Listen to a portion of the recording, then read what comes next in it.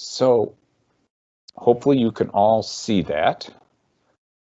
And I guess somebody can unmute themselves and just say, yes, Paul, we can see that. Yes, we can. Thank you so much. So when we got together, and first off, welcome. And, we just want to make sure that, again, we kind of know where we're going, and we will take breaks. And that hopefully, again, you'll be open to this information today and that we can kind of learn together. And again, always ask those questions. Like I said, Becky will be monitoring that chat. So as things come up, just shoot them out there and I'll do my best to answer them. My hope is by the end of today, we're going to have at least an understanding of the importance of our effective documentation, that we're going to know kind of these guidelines of how to write effective documentation, that we're going to have an understanding of this golden thread idea that we're working on in our CCS documentation. And as we kind of talk about this, that you'll have this idea why this documentation aids our CCS program. Because it aids in, we always think of our documentation really about it aiding, the chart and telling the story. But there's so many other things that CCS, in our CCS program, that our documentation does. And so, it's just, again, it's going to be this different way of thinking about things. And as I was putting this together, I was thinking about, how did we actually get to this place today? That we are having this kind of discussion, that we are talking about this stuff. And I started to really think about kind of our history in CCS. And it's like the picture down below, which is Yoda saying, wandering I am, but lost I am not. And in CCS, we have wandered a bit. And the first part that we did in CCS, so when CCS was developed, we developed this CCS provider notes and the CCS 101 trainings. And the idea was, of course, in those CCS provider notes and 101 trainings was to really get our providers up to speed on what is needed. Especially since in CCS, as we'll see, there's a lot of kind of MA rules that you have to follow for your notes. There is in 101, we want to help providers kind of have that understanding of our CCS program. And in both of those trainings, we start talking, interestingly enough, from the very beginning, we've talked about this golden thread. We just didn't call it the golden thread.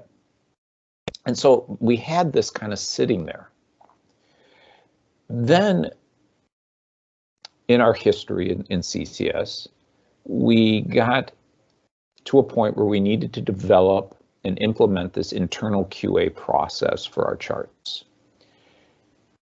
And the reasons we had to do that, this was something that Fred Johnson, who was our previous HHS administrator, said to the CCS program, I want this done.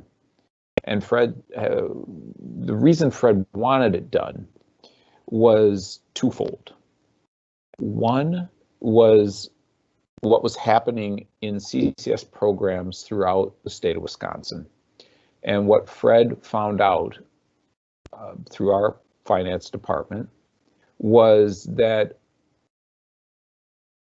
medical assistants, well, OIG, which we'll talk about, but OIG was going into a number of counties, and OIG's job is to audit for MA to see are people following the rules? Are the services that we're paying, that MA is paying for, are they really meeting MA requirements, et cetera? Well, what was happening in the state of Wisconsin was that OIG was going in and looking at a lot of CCS programs and finding out a lot of problems. And hundreds of thousands of dollars were being taken back from counties because of these problems within CCS. So Fred said, look, we need to, something has to change. And at the same time, in our own internal kind of looking at records, we found where we had to send a considerable amount of money back also from CCS because some things were being missed. And at that point, Fred said, we need to implement and develop this QA process. You don't have a QA process, you have to develop one. And it needs to make sure that everything is there because, in Fred's words, no money's going back. So Adam was tasked with coming up with a matrix that then Lisa uses and medical records uses to go through all our charts. And so what Fred had us do at that point was go back to the very beginning of our CCS program. So all the way back to the very first chart, the very first recipient. And we had to audit all of those charts. And you guys probably who've been with us a while remember at that point, Lisa was was sending out some emails, and we were trying to make sure that all those charts had everything in it that they were supposed to, and that the dates were right, etc. And so now we have a process around that. And so we know we have Lisa Medical Records who goes through, and I guess it's going to be Janelle who will start working more with us in the future. But they're going through and they're making sure that we as a program can check all the boxes and we can say, yes, all the forms are there that are supposed to be there. All the dates are right. Everything is just as it should be. Because that was one of the reasons that OIG was taking money back. And so we took care of that. And so as a program, we set up this QA process, and we worked at it, and we've made exceptional progress in how we do our work and getting everything in. And that's a real credit to our facilitators and our MHPs who you guys have done a fantastic job of making sure that when things need to be done, they're done. And you can just see that process and see that change for us as a program since we've developed and implemented that QA. So then how else did we get here? So we developed this program, we provided these trainings, which had the golden thread in it. We have a QA process that just kind of checks the boxes, makes sure that things are there as they're supposed to be, but we're not really looking at what is in the box. We're just making sure the box is got what's in it. Then we have had our state reviews for recertification. And we've done a good job as a program of making those changes that the state needed from us. So initially when they came in, the state gave us, I think, a 1-year certification, and then they came back the next time and they saw that we had done this, QA process, and we were making sure everything is there as it's supposed to be. And then we got a 2-year certification, and then they've come back a second. Now they've come back again, as we all know, this last year. And in this last year, what we learned in that state recertification was that they aren't just looking to see, do we have everything turned in on time and are we checking the boxes? They're actually reading what's in the chart now. And what they did is they were actually doing kind of a golden thread review on us. And we'll kind of talk about some of the things that we learned, but we have moved as a program from where that state just is going to make sure that we have the boxes checked to, are we really providing the services we say we're providing? And are the dots connecting in that chart that makes sense for that? And so now we've got, okay, as a program, we've grown, but in growing, now we have new expectations in terms of how the state's looking at our work. And so that's another reason how we got here. Then, as the service director, I actually sometimes get pulled in and have discussions with service facilitators and mental health professionals and CCS finance. And what I was hearing for the last year across the board was from a number of people is that, well, we could use some guidance on notes. We could use some guidance around how to do this. You actually remember one time someone saying, really, I could do it that way? That would be so much easier. And I'm thinking, oh yeah. And she goes, why didn't we have any training on this? And then I thought, yeah, that's on us. That's on us. We should have provided this maybe way sooner for all of you. And so that's why we're here, is that, again, people have asked for it. And finally, the Golden Thread Work Group, as we were looking at developing a matrix for helping people to kind of keep that golden thread in mind as they're doing their work, this came up again. And again, I heard, why aren't we having that kind of training? Why aren't we being taught that? Hey, if we're going to have this matrix, we should be helping people to prepare for this. And that work group was totally correct. And so that's why we're all here together. So a lot of things have played into us all being here today, and being able to kind of start to make that change and being aware of kind of what we can do with our notes. So I know that was very long-winded, and thank you for hanging in there with that, but there's a lot of things that play into us getting here.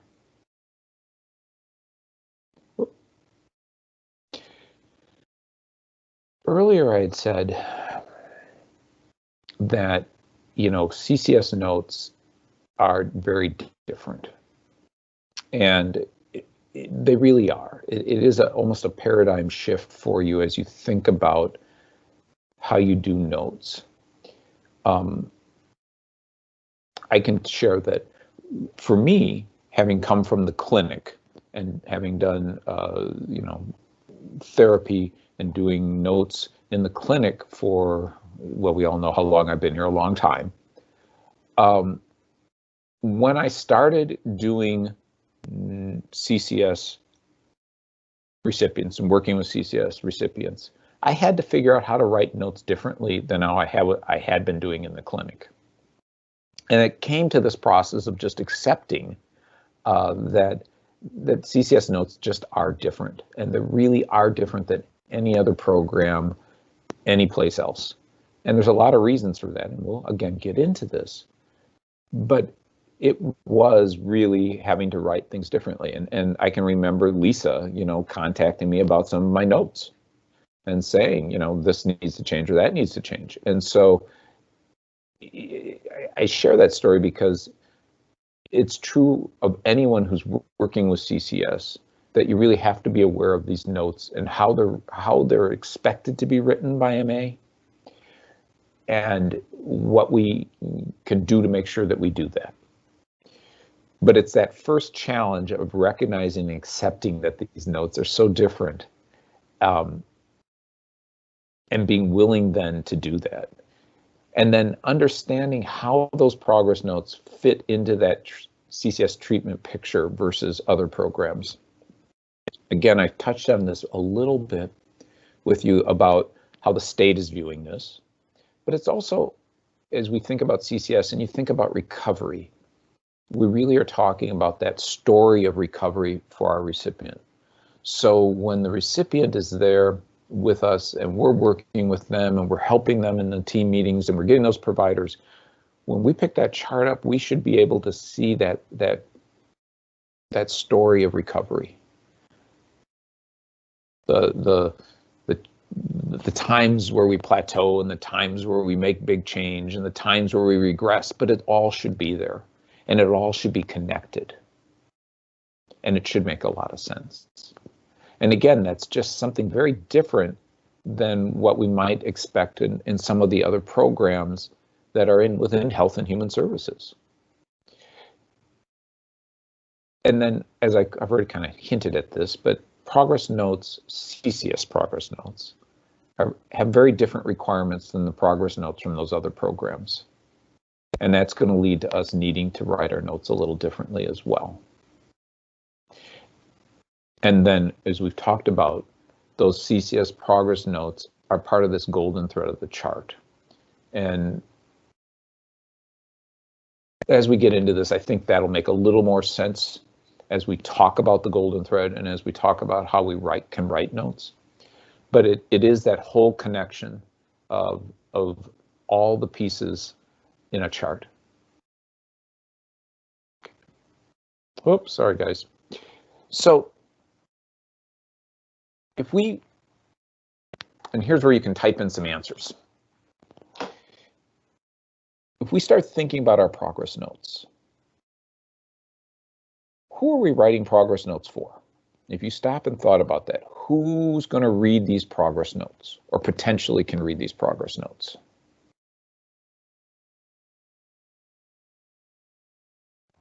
Lisa. Okay, so Lisa's one. I'm just kidding. Yeah. And Becky, is anybody typing in anything? Yep. The state, the recipient records, payers, MHPs, recipients, auditors. Mm-hmm. Those are all, yeah, all of a sudden you start to, if you look at that list, and that's a fantastic job. If we look at that list, all of a sudden you start to see that we have all kinds of people who could look at these notes. And I even see one saying court.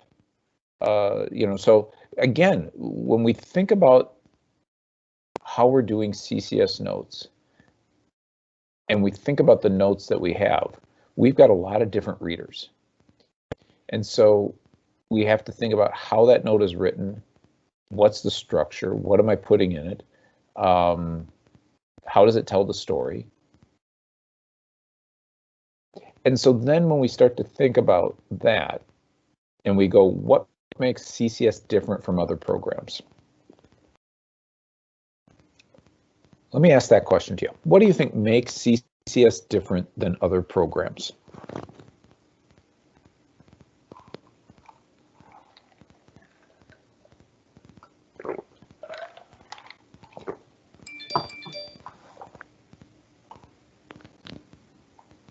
So MA funded, more billable services. We're governed by more than one statute. We're a mental health recovery program. Boy, they're coming in faster than I can keep up. Yeah, they're client focused, nothing about me without me, the ability to provide service that is more uniquely fit to their individual needs, person-centered, recovery focused, and collaborative with providers. Yeah. Yep, and all of those things, again, think about what you just all typed in there. All of those things are true.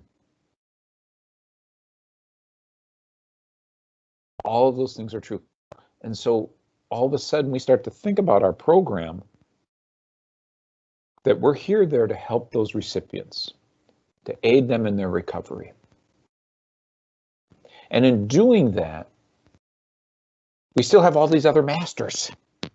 So we're there really working to help our recipient and to make sure that that recipient gets what they need. And at the same time, we know as we do this, we've got these kind of people looking over our shoulder who are paying the bills on this program, who may come in and say, as Fred Johnson did not want us to have happen, hey, what are you doing there? And so all of a sudden we have these couple of different masters, and it does make us a little different than other programs. Because yes, it is very much a recovery client-focused program. And we do this, we walk with them. We help them to learn to do for themselves, so that eventually we work ourselves out of a job, so that we can move to the next person to help. But we have all these other little things that are kind of on our back shoulder that we have to be aware of so that we can keep doing this good work that we do. So when we do our work, does allow us this opportunity, as I said in this next point, our opportunity and responsibility to document well. And it does allow us to work as a group. So that last point, recovery takes a village, to work as a group, as a team, to help that recipient in their recovery. You know, we're all in this because we believe in recovery and we really want to learn how to help themselves so that they can have that recovery. And to make sure that we can keep doing that, sometimes we have to make some changes in the things that we do. And so, actually, this slide that I'm showing you right now is right out of our slides that we do with our providers. And this is another slide that we do right with our providers. And you guys know this one. But I thought it's important that we do this so that we kind of keep remembering that we have to show medical necessity. That's one of those MA requirements. And then so when we think about medical necessity, and this is for our MHPs, when you're thinking about that medical necessity, and you're working with your service facilitator, and you guys are working together as a team with that recipient and the rest of the providers, and we're thinking about the different things that we could suggest to our recipients about services that might help them. The medical necessity, of course, indicated, does it meet that need? And is it appropriate? Is it going to fit that person's situation? Is it efficacious? You know, is that going to have a reason to predict this positive outcome? So I'm going to offer this service, and they're going to think about it, and they say yes, and then they you know, that service makes sense to predict the positive outcome. Is it effective? Can we demonstrate the outcome is met? And that's where, again, that's the provider's notes, it's your notes, it's the team notes that we can show that in then. And is it efficient? Is the intensity, duration, and frequency proportionate to meeting the need? And, you know, I've been in team meetings where we've had discussions around that, where, you know, how often and, you know, is it meeting that need? And then as the team progresses, it starts to question, you know, do we need to increase more? Do we need to reduce it? Is that, you know, are we making, you're always tinkering with it a bit to help, again, making sure that it's meeting that medical necessity. So as we're writing those notes and we're thinking about what we're doing as MHPs and service facilitators, we're having to keep this in mind, because there are going to be times in our notes we're going to need to really make sure that that is very clear.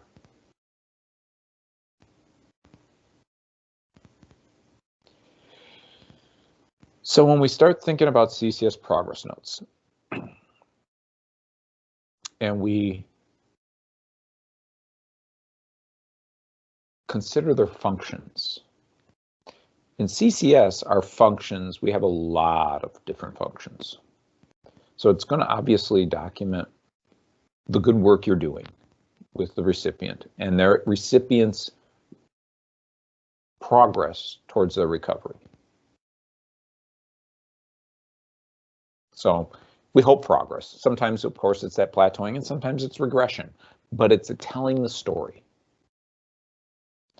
It also allows the reader to understand what's happening at any given time and be able to connect that what's happening to the various things such as the recovery plan and the assessment, comprehensive assessment, our assessment summary. So again, if I should be able to pick a chart up and read from the back to the front and the front to the back, and it all should be connected.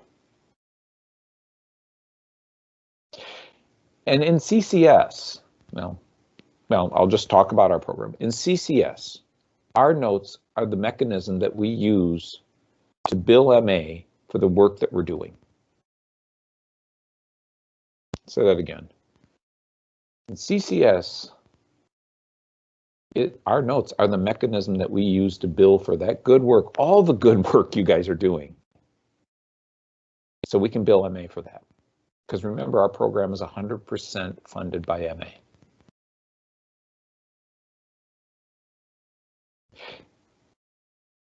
And as I said earlier, it displays that golden thread. Again, if any of us could pick up one of your charts, and I could start at the very last note, and it should connect all the way back, and your front and to your comprehensive assessment, and your comprehensive assessment should connect all the way through to that note. I should see a thread as to what's happening. And it helps payers to understand the good work that we're doing. And that is obviously, if we're writing our notes well, if an OIG auditor, an MA/MA auditor were to come in here, they're not clinicians. So that when they read a chart, it needs to be pretty black and white for them. And they'll be able to understand that that good work that you all have been doing is MA billable, is doing the work, is doing what we say we're going to do in aiding our folks with their recovery. And so it's this wonderful opportunity when we're doing notes to do a lot of different things for this program. And that's where we really have to think about what we're doing and how we're doing it.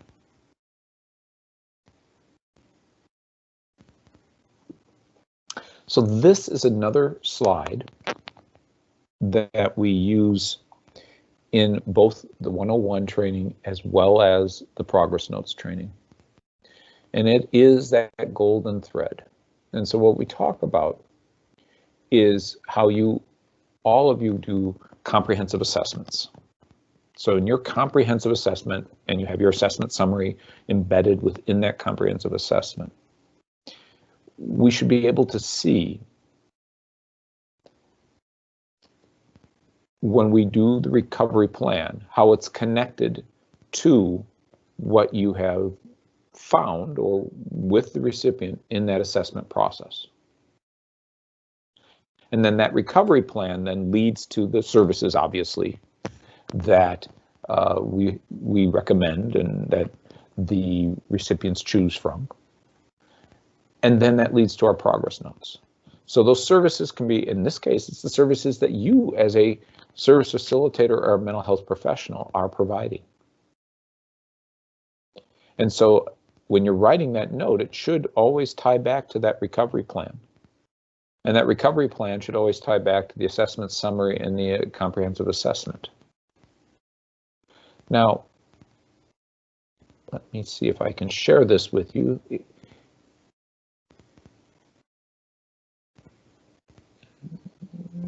Here it is. So we at the Golden Thread work group came up with a matrix. And this matrix is really there to be this guide to help folk as we do our work to kind of check, are those things there? Now, part of what drove this Golden Thread matrix is, as I shared earlier, some of what we learned from how the state is looking at our charts now. And so if we know how they're doing it and we have an idea of what they're looking for, then clearly we can make sure that in the future we can answer those questions. Now, as we shared with you, I think a while back, you know, some of the things the state was looking at really were around how we did our work, and if it showed up in the comprehensive assessment, then was it showing up in the plan? Was it showing up in the notes? They were really looking at things along those lines. So with this particular thing, as you can see as we go through this, so the comprehensive assessment, you know, are the needs with corroborating information are clearly identified in each area. Recipient strengths are clearly identified. The barriers to getting needs met are clearly identified. The proposed goals match expressed needs. Now the recipient's expressed needs, and identifies needs being met with strengths or other resources or natural support. So again, if we see a need, but they're already getting those needs met, making sure that that is in there so that that's part of our assessment. And then you tie that to the assessment summary. And you're going to see as you look through this, we start to just kind of repeat the questions. So all identified needs from the comprehensive assessment are noted. What are the priority needs and goals the recipient wants to work on currently are identified? And what needs or goals the recipient is choosing not to work on are currently identified. The identified barriers noted in the comprehensive assessment to getting needs met. The identified strengths noted in the comprehensive assessment that will aid recipients in getting their goals and met for recovery. And it addresses how the recipient will identify achieving recovery. So again, you can see this just ties back to what you did in your comprehensive assessment, with the caveat that we know that for some folk, they may have a number of needs identified in the comprehensive assessment. They may choose to only work on a few of those needs right away. And if that's the case, then we need to identify why they're doing that. And we can put that into our assessment summary. And again, you guys may be looking at this going, well, I do this already. And that's fantastic if you are, because then, we can, this is going to be secondhand for you. But this is really there to help you, again, kind of remember, and we'll get into kind of some of the recommendations from our work group around this and how to use it. Hey, Paul. Yes. There is a question for you. Sure, shoot. So will there be change to the 0 to 3 rating scale related to the needs that are being addressed now versus later? Yes, that's a great question. And the second part was also, will it continue to be required to have at least 1 3? So is it required to have 1 3? So the CANs, and I said Tuesday that we would be continuing to work as the Golden Thread work group was going to continue to work now that they've developed this.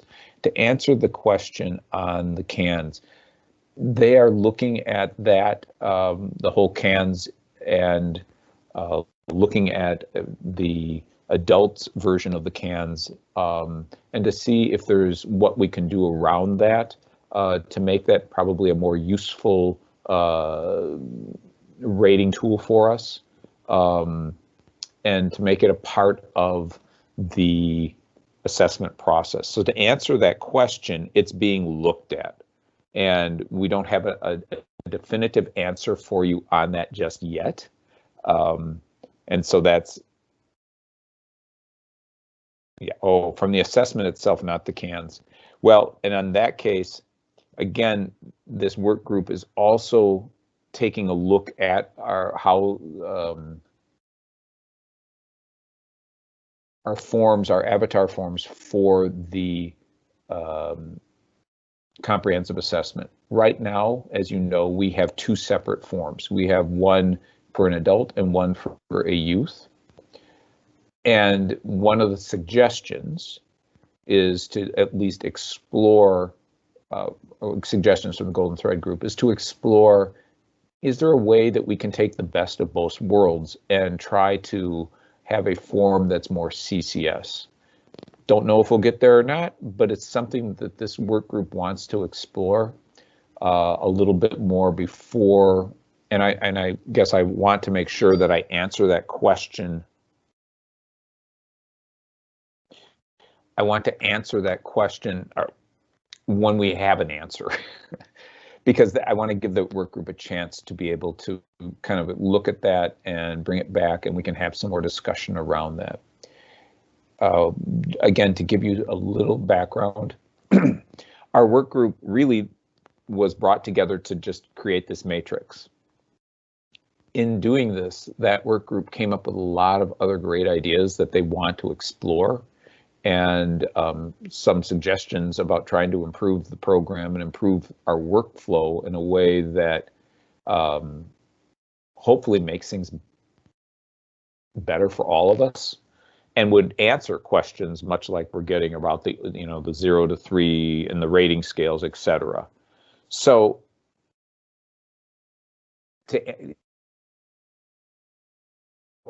let's go back to this. So on the recovery plan, where we have the recovery plan, again, I was saying, I guess I was talking to nobody but myself at that point. But it's, when we look at this recovery plan parts here, I would say 99.9% of the time, this stuff is already in your plans. It's really being aware of how it ties back to our assessment summary and our comprehensive assessment.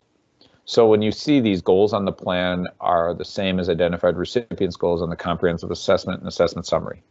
Yes. Identifies objectives that are measurable and connect with the recipient's hopes for recovery. Yes. Identifies strengths from the assessment summary and comprehensive assessment that the recipient will use in goal attainment. And again, you've identified strengths in your assessment summaries. You just pull them forward to your recovery plan.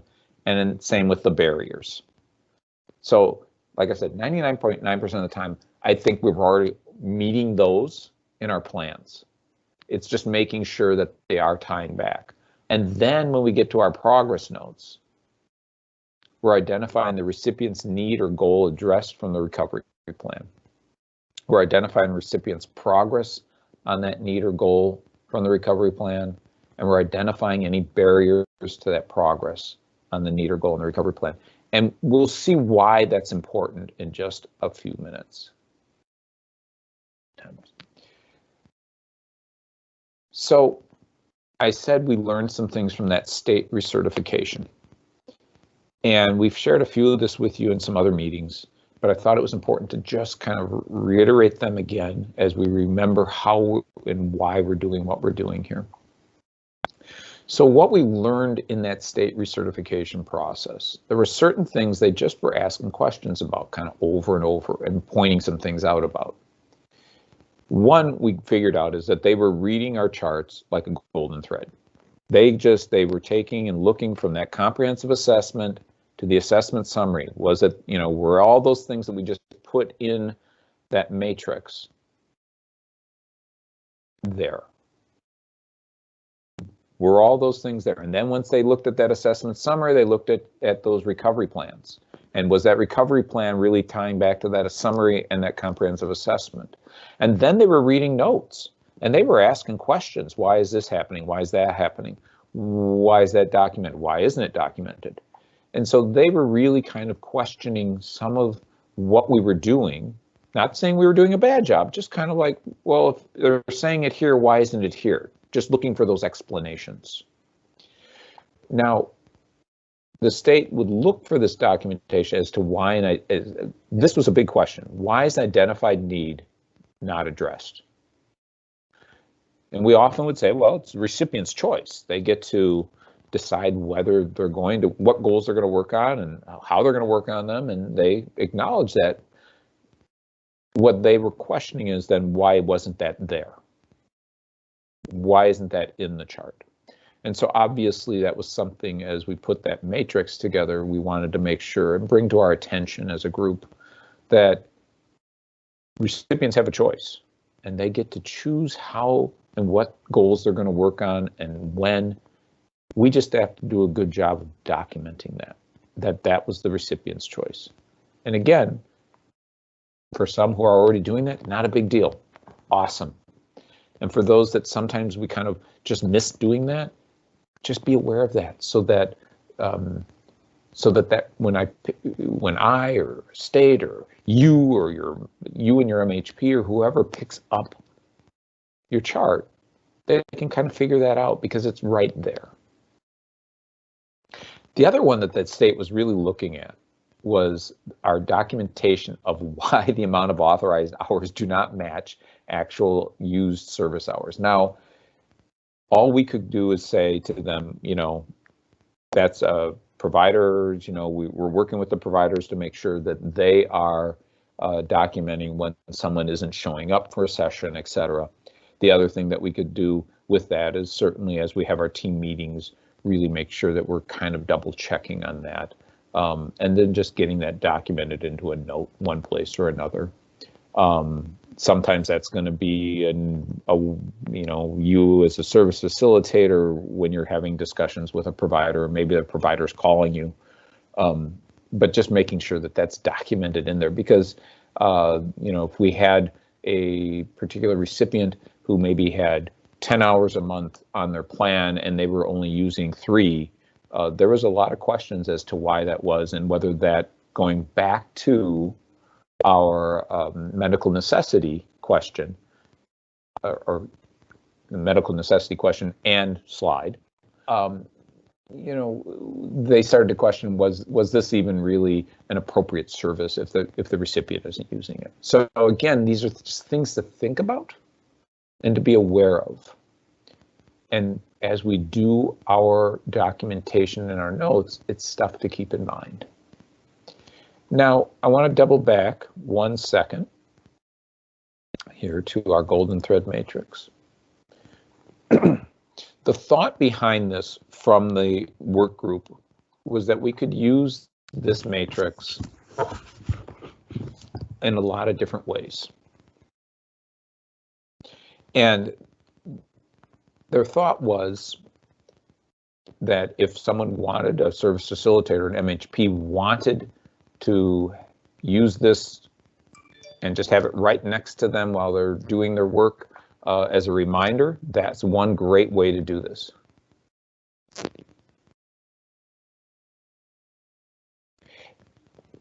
And then the other one, the other way we'll be using this, or was recommended to be using this, was to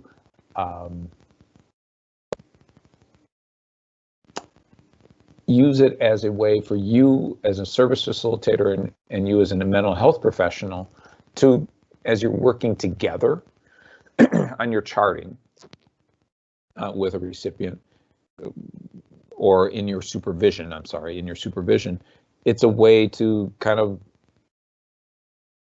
go over a chart together, so that as you guys are working as a team, that you can kind of get a sense of how you're going to, and what you both will be looking for in that charting. Because we know that MHP's jobs are to review those plans and to make sure the medical necessity is there. And so part of that is they have to make sure the boxes are there. And you as a service facilitator, your job is then numerous, obviously, as a service facilitator. But in this particular case, it's your documentation and how you're putting it together. And so if you as a mental health professional and a service facilitator can team on this and use this as a guideline to just make sure that all the pieces are coming together, that's one way. The other way we're going to use this is we're going to do our own kind of mini state certifications. And the idea behind it is much like what the state would do. We'll just gather a group that will just randomly pull names of recipients, and then we'll just read the charts and just to kind of double check ourselves. And the idea behind this is not to do a gotcha, it's to help us grow. It isn't about trying to find what we're doing wrong, it's about how do we improve. And so if we read charts and we, as we pull these and we kind of are able to see that charts are connecting up like we're looking for, then it isn't going to be an issue when the state shows. And we'll have answered those questions that the state has already asked of us in our previous reviews. And like I said, the idea behind this is to make sure that our program is here for the long-term viability. That we, are doing things in such a way that I'll go back here to the PowerPoint, that we are doing things in such a way that we don't really ever have to worry about when the state shows up. We don't have to worry about if MA ever shows up, because we'll have had systems in place that'll make sure that our program is doing everything it needs to be doing so that it'll be here for the long run. Now, the other part on progress notes that I talked about earlier that it does, we talked a lot about just now about our golden thread and about how notes are there to tell that story of the recovery. But we also know that our notes are there as part of our billing, excuse me, and it's part of our billing within CCS. So in CCS, we know that MA fully funds CCS. It's 100% fully funded by medical assistance. And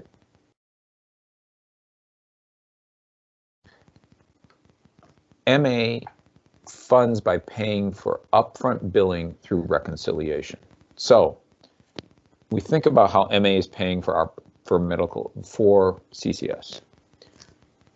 When I talk about upfront billing, that's that billing that will show up on your progress note and the amount of time you spent providing that service and doing that service for the recipient, and the amount of time that's it took you to write that note, and if there was travel involved. All those things get paid for, but that's all up front. Now, we also know that we have this reconciliation process, and so that's for things that we can't seem to bill for, or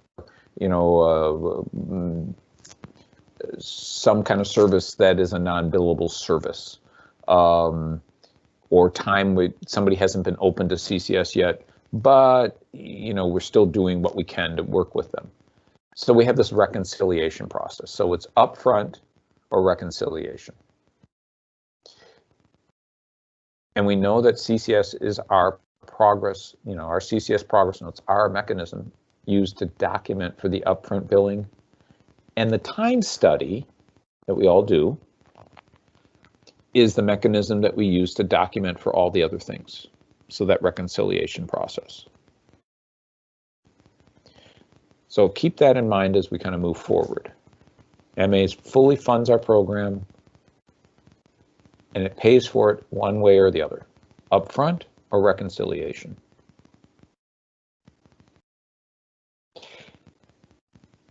So when MA pays us, they pay in this thing called an interim rate.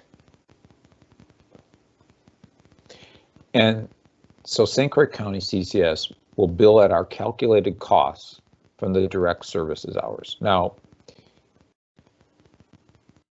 this is kind of getting into the technical, and I'm going to try to simplify it as best I can. But basically it's this. MA has this rate, and that rate is based on our calculated costs for our direct service hours. So billing for direct service hours allows us, if we think about us as a program now, all of us together in this, if we're doing our direct billing through our notes, it allows us on a monthly basis to know what we're recouping in costs related to our budget. So again, we're all in this together. It's our administration's job to budget and to know, but they have to kind of figure it out as, what are we gaining? What are we bringing in monthly on this? How are we going to budget? How are we going to recoup our costs? And reconciliation will pay for a percentage of what our costs are based on several factors. So reconciliation, now we're going to get paid one way or the other, folks. We're going to get paid up front, and we know what we're going to bill MA, and MA is going to pay us.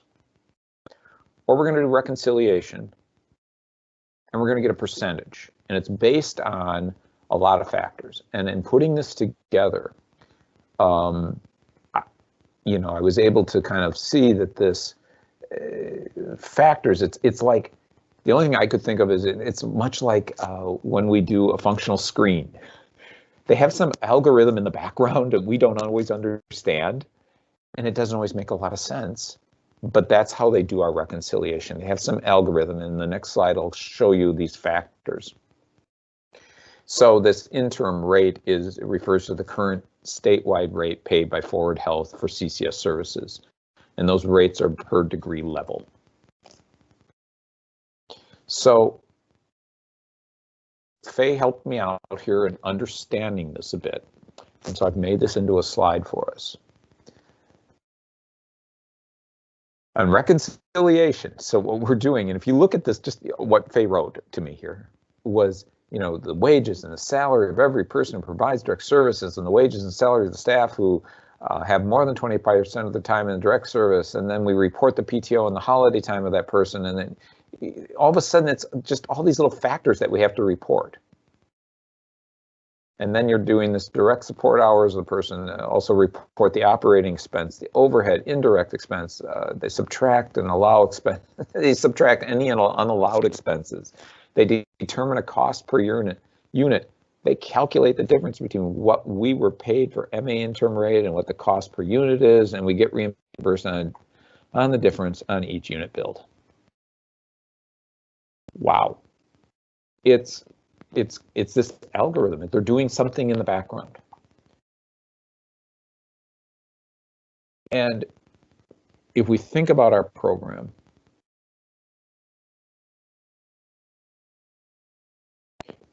the issue for us will be for our long-term viability, to make sure that we are actually there to help folk in the future. Comes down to, especially given COVID, folks,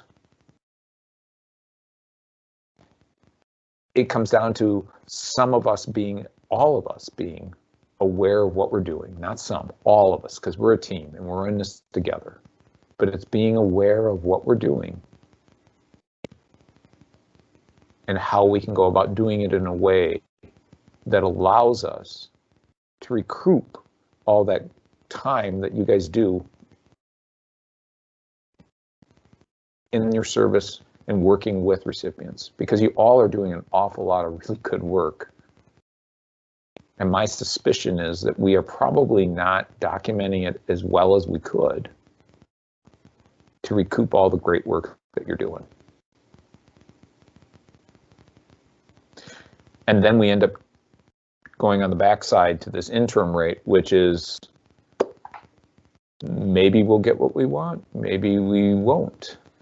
And I know recently it was shared with us, we did not get what we believed, what we billed.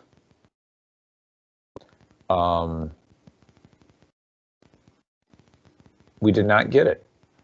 And so there was there's funds that we thought would be there are not going to be there because we did not get paid in the interim rate what we thought we would. About $163,000 less than what we had billed MA for. So our notes, because of how we do our notes, play such an important role in so many different ways in our program. They're there to tell the story. They're there to be there as helping tell that story of recovery for our recipients, but they're also there to keep our program going for that long-term viability. And that's why we're kind of meeting today and talking about this, because we've got a lot of different things we have to do in those notes across the board. So as we do our progress notes, and this is just the billing end of it, MA will audit CCS programs in Wisconsin. And we talked about this at the beginning, where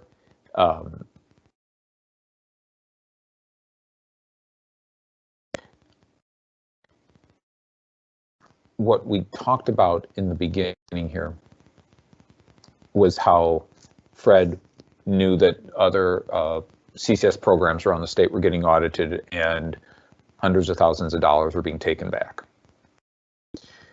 So MA will audit CCS programs. and they use the OIG, the Office of Inspector General. And the Inspector General does audits for MA programs, and they will recoup those payments that have been made if the documentation does not support the charge. So again, if they look at that note and they don't think that the way it was documented supports the charge that we have set up, done, they'll ask for their money back. In addition, MA will also audit directly. So where they will send a list of claims and they want the county to send documentation to support the charge. So again, it's done on a smaller scale than OIG. OIG comes and they look at everything. MA will be very targeted. If we are doing our documentation the way that we need to do it, this will never be a question. We, at this point, our CCS program has never had the OIG show up and do any audit of our program. Knock on wood. I do know, and I can share with you, that something that as a program we need to be aware of is our documentation or our upfront billing and our billing and reconciliation are difficult. We bill a lot more in reconciliation than we do in upfront, and to the point where we have been questioned as to why that is happening by the state and by medical assistants. So again, it's something to be aware of, and it's a reason why we should change some of our practices in our notes. And we'll get into this a little bit later, because I don't think it means changing the practice of the work you're doing. It means being more aware of the work you're doing and making sure that it gets documented. Because the work you're doing, I think sometimes probably isn't getting reflected in the chart and in the billing as much as you're doing this awesome work. And I think that's true across the board.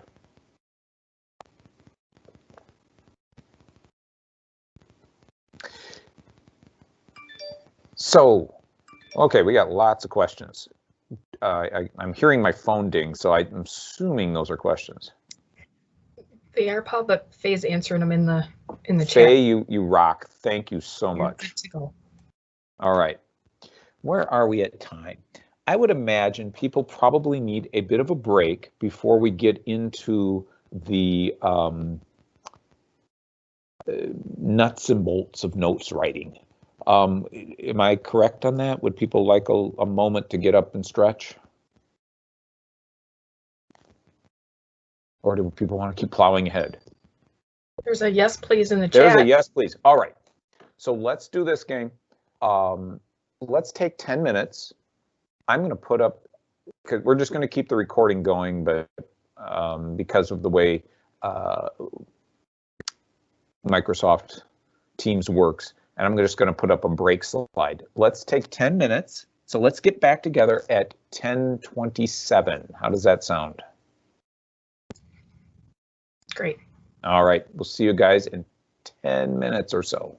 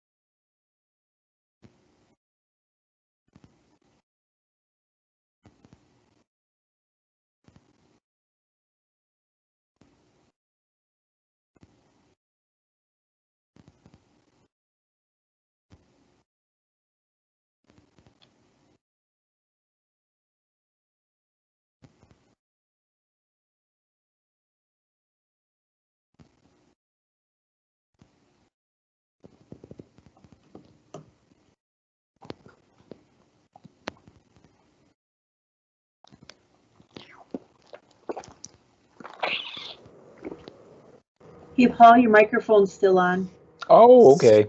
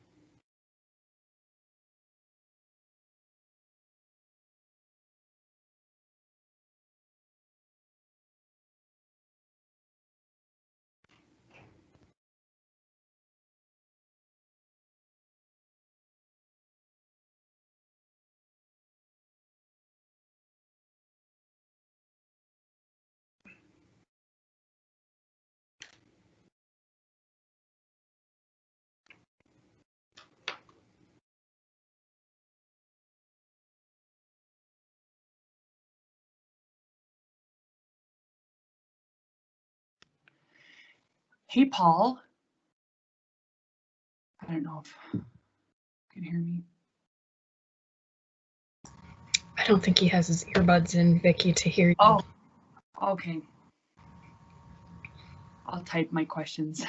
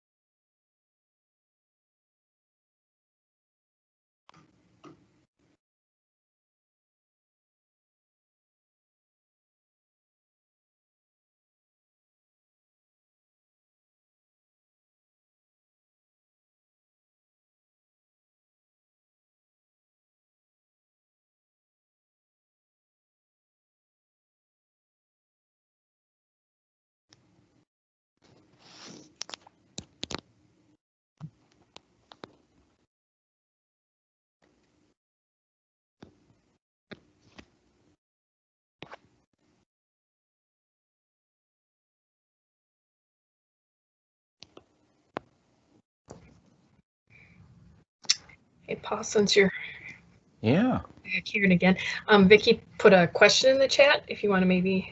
Yeah, I actually, it seems like my Teams is working on my phone now too. So I'm able to kind of see a couple things at once. Yeah, I'll answer that when we get all back together. I see that question. There's a couple of different ways we can always document something like that.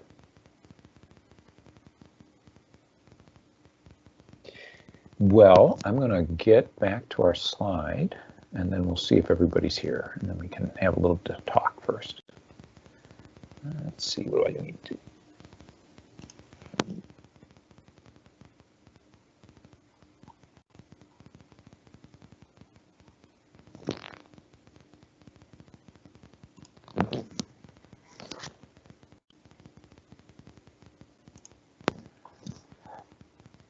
So I see Vicki put in a question, and I just want to answer that. Her question is, if a kiddo of hers is in sports and therefore aren't able to use the authorized hours, is the expectation going to be that she updates the authorization to accommodate for the hour change and then up it again when the sports season's over?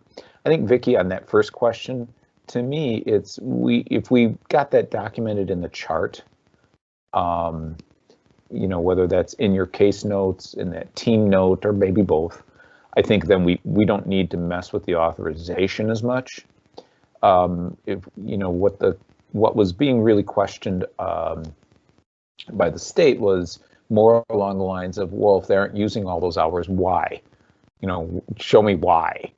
And what we ended up doing, obviously, again, was talking to them about, you know, well, what we think is, you know, it's recipient choice. And their point really was, in this case, is to make sure that it's just in that chart, it's documented so that they can see it. So as they're reading the story, they can see that. So no, I don't think we need to change that authorization because the kiddo's in the sport. I think we just need to make sure it's documented in the chart, you know, and that may already be happening. So that would be fine. And then you had a second question, which always said, oh yes, I've always factored in a little extra time because of MTM. It's so unpredictable. Yeah, it really is. And how closely do the hours need to be for actual time used? I think the ones that they really were questioning us on really were the ones that were large discrepancies. So let's say we put 15 hours in, I'm just making stuff up here. We put 15 hours in for the month and they only used 5. And so then why are they having such a large discrepancy? And again, some of this is just going to come down to how we document. If we know that MTM is messing things up, as always they do, and again, I know that you guys are putting this in the chart, but we just have to keep doing that. And so that we can point to that and we can say, you know, recipient is not making it to so and such because of difficulties with blah, blah, blah around MTM services. And again, this may be things you already are doing. These are just more like a reminder to remember to keep doing that and to keep making sure that we've got that documentation in there that really tells that story. And then, you know, and let's, you know, just do the flip side to this. If you're talking with that recipient about that because they aren't, and you're working on how to make, you know, how to address that difficulty, then we get it in the note and we certainly bill for it. And we'll talk, and that's where we're going right now, is into our nuts and bolts on the notes. So hopefully you guys are all back. It's 10:31. And we can start kind of with our nuts and bolts and progress notes. I didn't mean to rhyme that, but it did rhyme. So when we talk about CCS progress notes, and we start talking about the CCS requirements, so what's written into R36, right? 36 basically says, service provider notes completed in accordance with standard professional documentation practices. As in all things CCS, that's obviously very gray. And, you know, whose professional standard documentation practices. And do those what are they talking about here? So the next piece to this, though, is, as we said earlier, CCS is 100% fully funded by MA. And MA comes along and says, well, you can have that in 36, but we have to have this. And your note must have this. Now, a number of these things that you're going to see on this slide right now, on this MA requirement to progress notes, are in our avatar already. So this is already baked in, okay? This is already baked into using that CCS progress note. But I want to just kind of draw your attention to these things, because if you look at this, there are things that just have to be there. So that date of service, obviously, the place of service. Where did this happen? How, you know, and again, with us in COVID right now, obviously sometimes our place of service is going to be telehealth. And we're going to be saying, you know, you're at your residence, or you're at the office, and they're at their home, the recipient's at their home. What is that specific service we're providing? So, you know, you guys are always listed on plans in that service array. What is that service that you're providing? What's the service delivery time? So how much time in minutes did you actually provide? Was it, you know, 18 minutes of service? Was it, are we going to, and I'll answer that in just a second, Vicki. Place of service, you know, how much time, and it doesn't have to always be a start and stop to answer Vicki's question. She just popped up. It's more of how much time did you put in doing it. So you don't have to say, well, I started at 9:00, you know, what time is it now? 10:34, and I ended at 10:20. No, that isn't so much as how much time did you work with that recipient? So was it 20 minutes? Was it 22 minutes? Was it 60 minutes? Was it 75 minutes? The actual amount of time was what we'll need in that note. Specific service documentation time. Now, when we use our CCS progress note, as you scroll down, you'll see there is a spot, and we'll talk about this, where you put in the amount of time it took you to actually compose that note. Now, what we say to providers in our provider CCS notes training is that usually we give up to 15 minutes. Now, depending on that note, sometimes it's going to be more than that. And we recognize that. And for some of you, some of your notes are extensive, and it might take you more than 15 minutes to do a note. And if that's the case, we want to make sure that you're billing for that time, because that's part of your work. So the service documentation time will be on that note. And, you know, back at some point, we're going to be out traveling again. And that's going to be a part of that note. And that's an MA requirement. So was travel time involved? If it was, then we need to be listing it. And we need to be listing the amount of miles that we travel. And when it says list supporting documentation for travel, it really is then saying I started at New Richmond and I drove to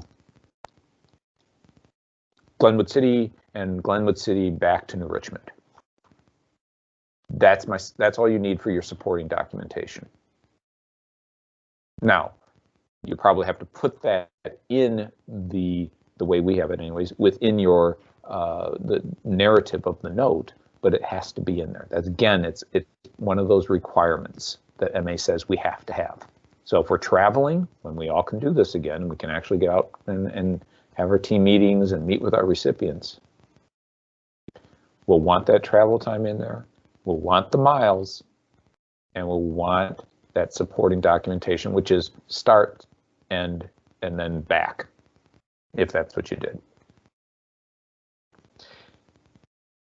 And then obviously, whether it's an individual or group service, in most cases we're doing individual, or when you have your team meetings, it always says team meetings in your notes. And again, you write that into your notes. Identifies the goal and outcome. Now, in CCS, what they are looking for is the CCS goal that you are working on with that recipient. And we'll get into this. And we'll talk about how we can do this and when we would do this within our work. But it's one of those MA requirements, you know, one of those thou shalts. And then obviously our progress note narrative and our name and signature and credentials. And again, those things happen electronically in our notes.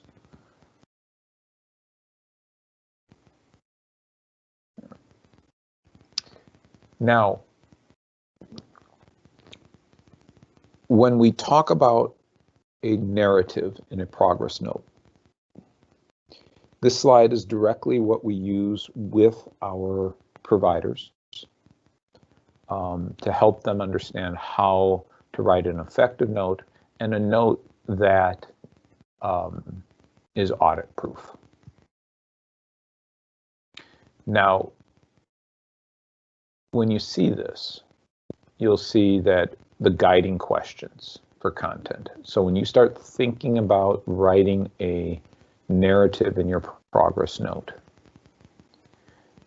there's going to be 5 questions that they're going to look for. And they are, what is the type of content? What is the purpose of that content? What was the recipient's response to the contact? What is the recovery goal or progress, you know, identified? So what progress was made, or what was the barrier to the progress? And then what is the plan moving forward? So when you see this slide and you see the type, purpose, response, progress on goal, and plan, those are the 5 areas we look to hit in a progress note.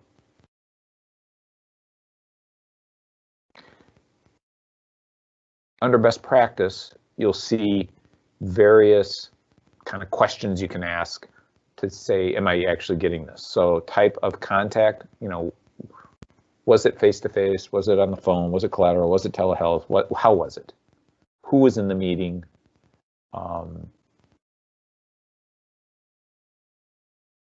You know, is that recovery plan goal listed? And again, we'll get into when we list recovery goals on our notes and not. The purpose of the contact, you know, was there a real, you know, what was that clear reason that you were doing this? What was the clear intervention that you were looking to do? Is that intervention connected to, and here we go with our golden thread, to the recovery plan?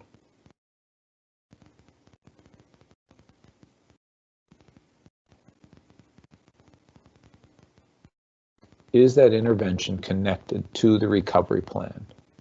And again, it says data that took place using action words. You're talking about what was the intervention that you did. And the response is pretty simple. Is that does the note contain the service recipient's response to that intervention or to the work you were doing with them? Are they participating in that work? What did they get out of it? And again, that could be your assessment. We'll talk about where that might go in there. You know, did they say something back that you think that you would use their own words and put it into the narrative?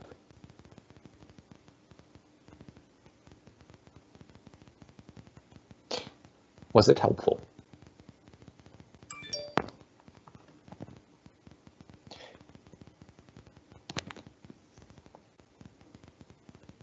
Yes, and Laura, I will get to that in just a second.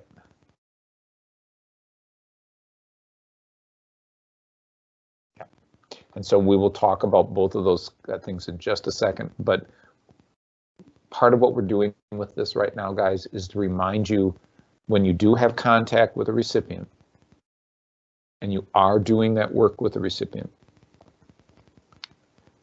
or you are doing some work with a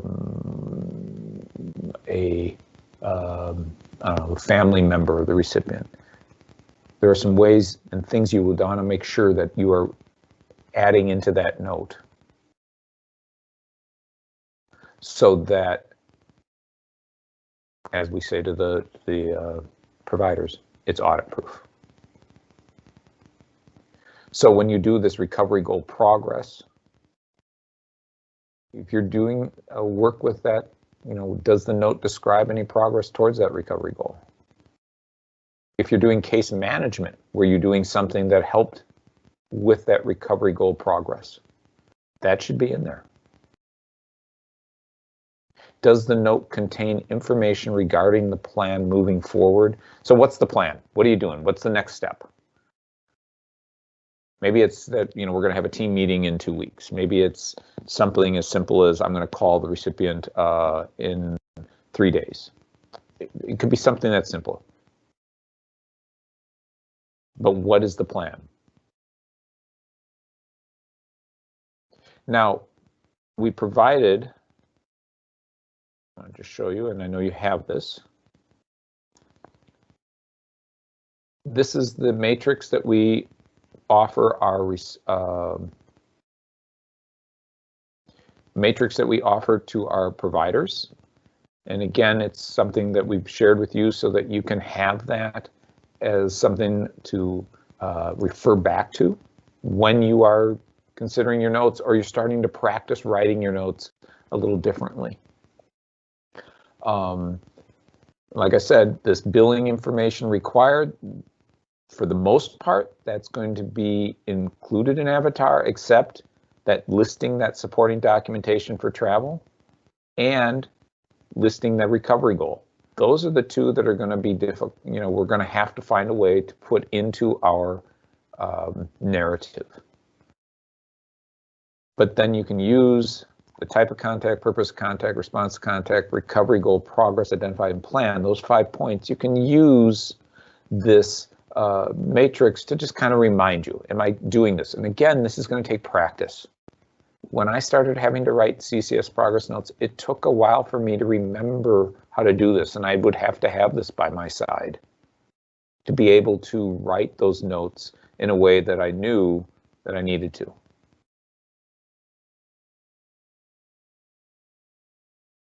And like I said earlier, this is just our first step in a marathon, folks. So when you see this today, don't think, oh, I'm going to write my notes like this, starting tomorrow.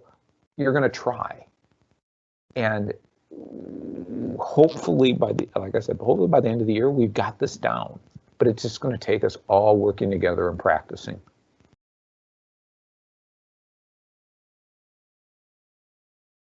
Because none of us are perfect. All we can do is keep trying our best. So one of the things we've done recently is that we've talked about using our CCS progress note as our template that we're going to do our notes in now. And when we do that, we have a couple of choices here. You can do a descriptive or narrative only note. So when you go to the CCS progress note and you look in the box and you can just type in kind of that description of what's happening. And so if you're scheduling, documenting correspondence, non-direct recipient related work, that's a good time to just kind of use your descriptive, right? So you can just type in kind of that paragraph of what's going on. Now, I would still say you're going to need to make sure that there's a plan. So even though you have kind of put that in there, maybe there's no kind of need to do any kind of an assessment because you're just doing kind of work that are mostly kind of case management-y. then that would be fine. But I'd still say MA is going to be looking to see if we have a plan. What are we doing moving forward? And so that would be one of those things to make sure it's there. The other way to do with the narrative is to use what we call DAP notes. And it's definitely, I would recommend using a DAP note to document direct recipient related work. And DAP refers to Descriptive Assessment Plan. And I think it really works well for our 5 points that we're trying to hit, because if you do think about this, D can be the type of contact, the purpose of contact, and response to contact. A can be the recovery goal progress, and P is the plan. And if you're writing your note in that way, again, it's pretty much audit proof, plus it tells the story. And that DAP format is built right into our avatar CCS note. And so it's really easy to use because, let's get to that next one. To get to it, you'll click on your notes field. You'll right click on notes field. You'll choose system template and you can choose DAP. And there it is, it appears, boom. Then you just type in your 3 points in D, your assessment, and your plan. And again, it just helps you kind of organize how you're going to think about how you're doing that narrative note for the work with that recipient. And you can also use this DAP if you want for the narratives on other kind of work. So we have this in ours, and we're gonna get a little further into this, and we're gonna all have to give Faye a big thank you in a few minutes because she did something else for us, folks. But before we get there, I'm just gonna do some progress note reminders with you.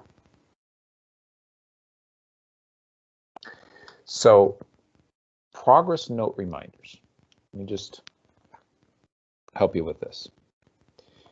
We want to make sure that we record documentation time to complete in the progress note. Now, when on our CCS progress note, you'll as you scroll down, so I'm going to go back one here because we know I'm good at that.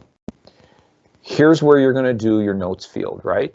And then as you've typed in your narrative, then you're going to go a little further down into the note, and you're going to find this kind of box over here. And in that box, you can put down the amount of time it took you to create that note. 5 minutes, 10 minutes, 15 minutes, I don't know, 20 minutes. I've seen people write very long notes, you know, where 30 minutes was actually seemed reasonable. You're going to put your direct service time. So like in, you know, the question Vicki asked, do we have to put start and stop time? No, but if it was 18 minutes or 20 minutes or 60 minutes or whatever, you're going to type that in. Here's your total time. Y'all can do math. Now, if you're doing this additional service, you're going to click on that. Okay. You're going to be able to record your travel time and your mileage here. So you'll have to click into this box.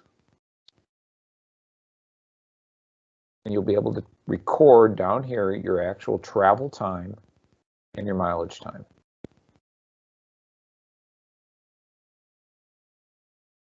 Now, with travel documentation,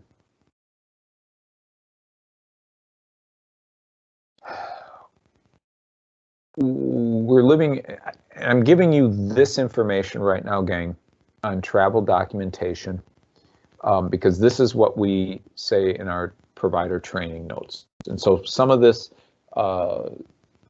is for you to know because sometimes providers ask you questions and you can always still continue to direct them back to me. I'm more than happy to answer their questions.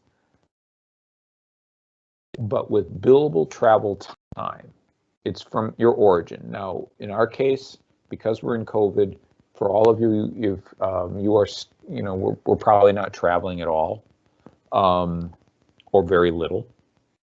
But if you do some kind of travel, it's from where you started. And in our case, because we're all still working from mostly our homes, if that's where you started, then list Baldwin as your starting place. Okay, I'm going to back up because Faye wants me to let you know this. Let me back up for a second. So Faye reminded me. So you must hit, okay, everybody will see this little box. Additional service information for services that include travel only, psychological add-on. Faye reminded me that what we'll need to make sure is that you add the psychotherapy add-on. So you're going to click a box that says psychotherapy add-on here. That'll open up these boxes, the travel time and mileage, and that'll allow you to add those in.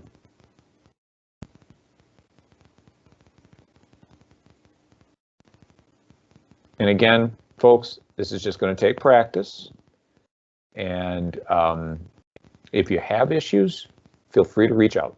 Me, your MHP, your supervisor will help you get through all this.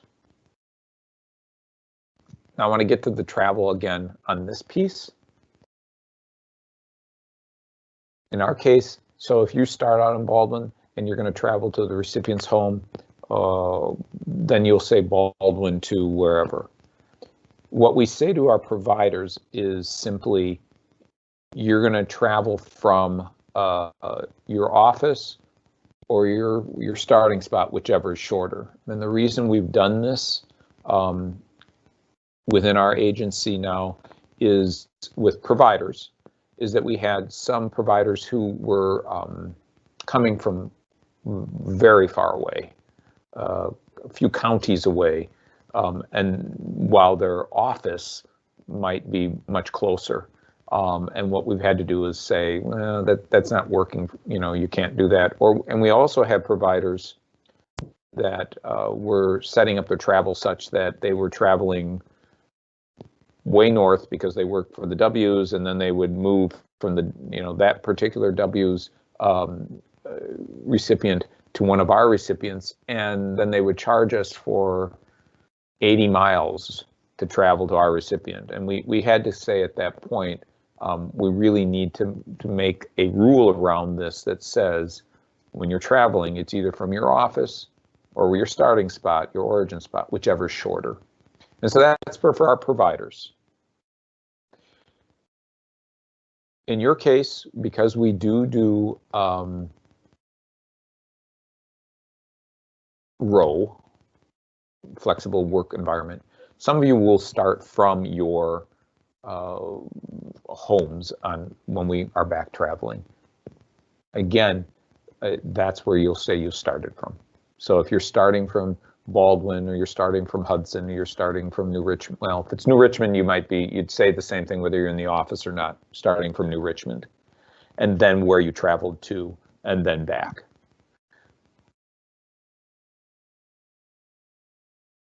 The other thing that we always remind our providers is that if they are providing a service where they are have a recipient in the vehicle with them, that is part of their service time, or it's non-billable. And if they're counting it as part of service time, then in their note, it needs to show the service that they are providing for the recovery plan while they're transporting that recipient.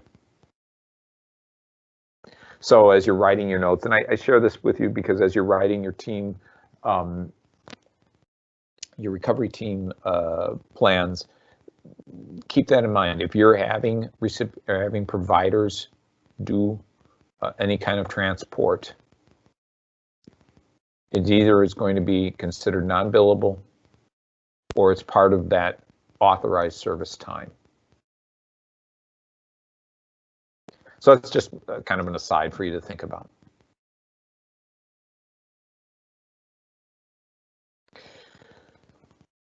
Now, also on our notes, we're going to indicate where the service takes place when working with the recipient. A lot of this just automatically will be a part of that CCS progress note, and you'll see these particular spots that you'll just do a drop down and click on. If the recipient is identifying by a name other than the legal name, this should be stated in each note in the narrative. So if we have a recipient that doesn't use their legal name for whatever reason and wants to go by another name, again, when we pull them up in our CCS note, we're going to have to use their legal name. That's going to show up on the note. But we, in respect to what their wishes are, in their progress, in the narrative part of the note, in the DAP part of the note, or the narrative, however you're writing your note that time, make sure that you identify them saying, you know, I'm just gonna make something up here, Timothy Smith, who likes to go by the name Carol, and then just go ahead and write the rest of the note as Carol. We have to do this again for legal reasons, but we also can honor what our recipient is wanting to be known as. Because if we don't say, if you go into that note and it says Timothy Smith at the top, and we start by saying, you know, D, Carol, blah, blah, blah, blah, it looks like, whoa, wait a minute, did they like pull up the wrong name? So we have to make sure that we can connect the dots. So it's part of that golden thread again in this case.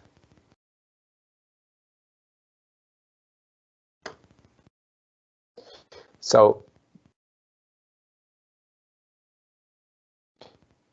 if you can see here on this, and I know this is pretty small, but it will be, you'll be selecting your episode, which will be CCS.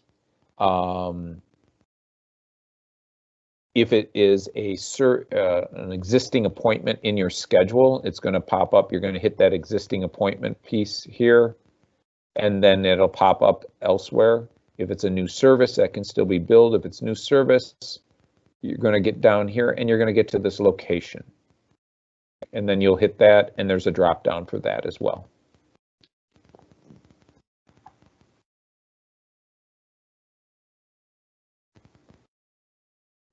Now, we talked about MA's requirement that we have to have that goal on the progress goal that we're working on in the note. What we are asking for our program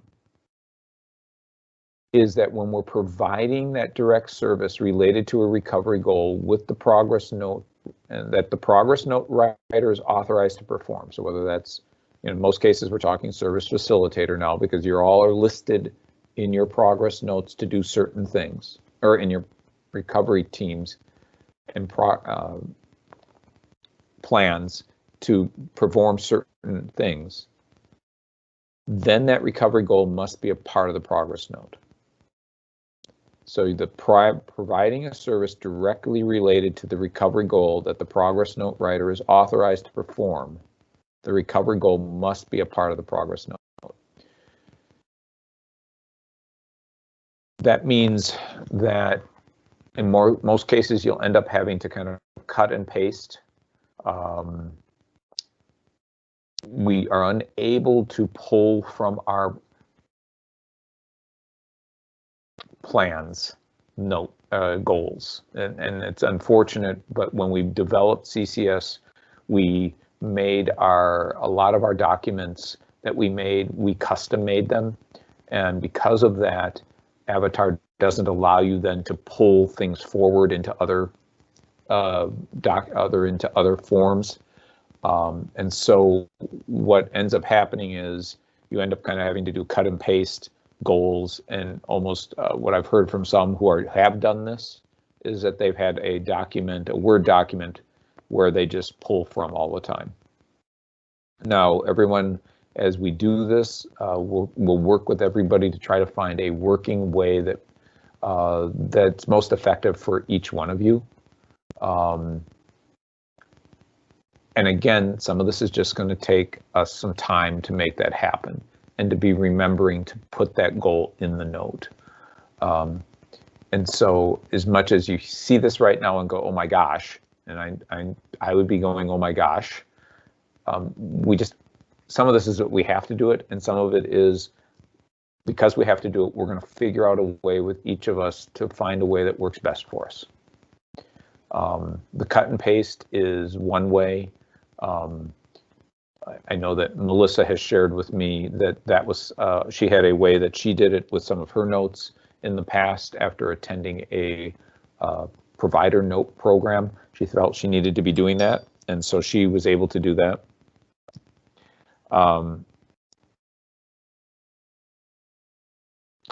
I wish there was, Krista, and if we can ever figure that out. Krista asked if there's some other way we could do this through Avatar. And I wish there was, and I think we will continue to hunt to see if there is. But right now we don't have that capability, which really stinks.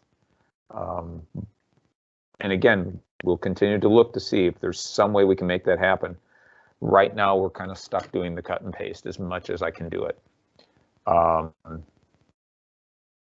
Now, the other piece, though, is that when providing a service or service facilitator service plan is not directly related to the recovery goals. So if you're kind of just doing some case management stuff, but it's not really, it's maybe developing, getting everybody. Oh, yes, and I'm going to double back. So Becky says that time you're going to spend cutting and pasting will be billable. So again, as you're developing that note and you're going to have this extra time, pulling from here and putting in, remember, however time it takes you to make that note, that's going to be part of that billable piece for your note, and you're going to list that part. Okay, I got off topic. I'm going to go back to this. So when providing that service facilitation or service plan that is not directly related to a recovery goal or direct service, there's no need to put that goal on there. So if you're thinking about, you've just been spending the day getting emails out, you've been working at making phone calls and leaving messages and trying to organize a recovery team meeting, that could be done in a way that is still billable because it's good work that you're doing. But you probably don't need to put a recovery goal on there because you're just working at kind of case management work and putting things together.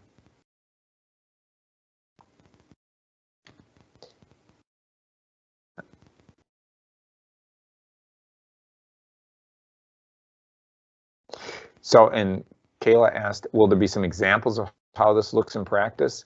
And I think, Kayla, to answer your question, the answer will be yes. But I think it's probably going to be one of those where we're going to have to do that more of hands-on. And so we won't be doing, unfortunately, we can't do hands-on right now in a training like this. And that's something that we can work, like I said, on as we start practicing this. And so working with your mental health professional, your supervisor, in your supervisions or in your discussions with them, that'll allow you then to kind of practice that. And so we'll get stuff out there, but right in this particular training, we're not showing that right now.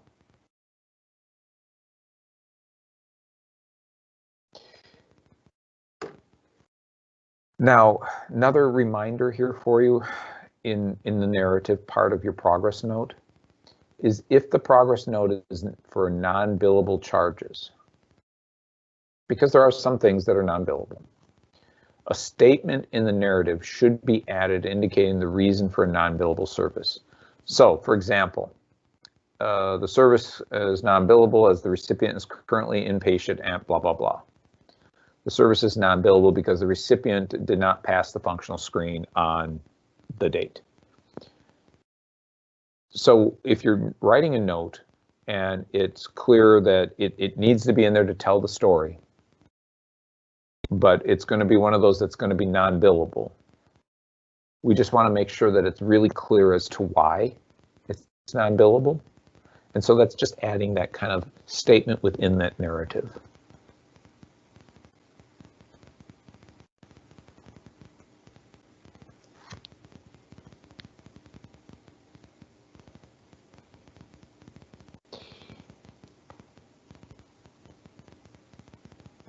So if a note indicates a billable service for an otherwise non-billable situation, so in most cases we think about when our recipients, are hospitalized or in a facility that makes it non-billable in CCS, but we're working on a billable service because we're working on discharge planning. We want to make sure in that note that it's saying that's what we're doing. We're doing discharge planning back to the community because we're going to be billing for that. And we want to make it very clear to anyone who would pick that note up that this is a billable service because we are doing something that is billable, even though they're in a non-billable setting. So again, it's just making sure that we kind of dot our I's on that one. In most cases, I think we've been doing this, but it's just a reminder to keep doing that. Hey, Paul, there's a couple of questions out there. Yeah. One is just, if I use a template for my recipient, are you saying that I can't have the goal on there for case management tasks? If you're using a template for your recipient. All right. Are you saying that I can't have a goal on there for case management? No, you can have a goal on there every time you want. You can. What we wanted to do with that was to allow people to have some choice in this. And again, we recognize because of how our system works, unfortunately, it can't be as easy as just pull that note over. Now, if you're using a template, in this case it's Vicky, if you're doing a template and you already have that goal listed on there, rock on, keep doing it, because every time we have that goal there, we're totally solid. So you certainly can go ahead and do that, Vicky. That is just fine. Just keep doing that. It's just for those who haven't been doing something like that and now are having to make some changes to their practices, we're trying to give them some flexibility within this. All right, do you want me to read Krista's too, or do you want to? I'm going to pull it up here. I got my phone rocking and rolling here. So, okay. So the prime example of such cases, a recipient calls having an anxiety attack and asks for support with calming down. Do you attach that to a particular goal? Well, and so Krista, I guess part of that question would be, can you also, well, okay, I got a couple of questions here and you're rocking them at me. You can list more than one goal at a time. So again, if we go back to Vicky's idea of having a template and you've already got your goals there, you can have all your goals there. But then your note, when you're doing your dictation or you're doing your writing of that note, make sure you're writing to the goal that you're working on.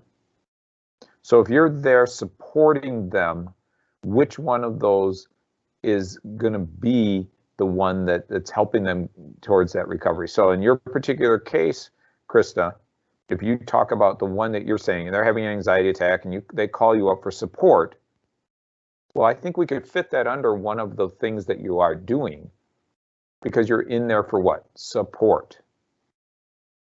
So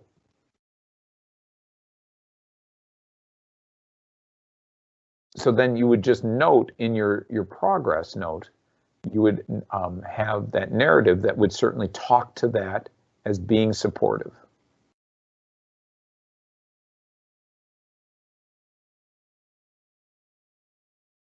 And one of the things, Krista, we'll get to this in just a second. I'm gonna answer the rest of your question with another piece that we're going to talk about in just a second.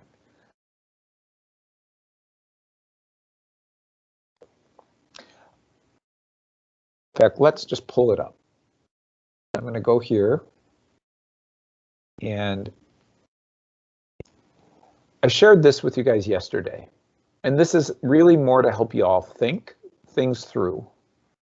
And when we start to think about the work you're doing and how you're going to document these notes and document all the good work you are doing, that the majority of the work that a service facilitator does, for the most part, is billable with supporting documentation. And the reason I say that is Because when you fall under that service array, if you really look at especially service facilitation, includes activities that ensure the member receives assessment services, service planning, service delivery, supporting activities. Now, supporting activities is pretty broad. Supporting activities in appropriate in a timely manner. So this gets to be pretty broad. And how you document the work you're doing can be then how it shows up, whether it's billable or non-billable. So much of what we can do is just being really aware of what we're doing and mindful of what we're doing during the day. And then making sure that we document all those things that we are doing during the day.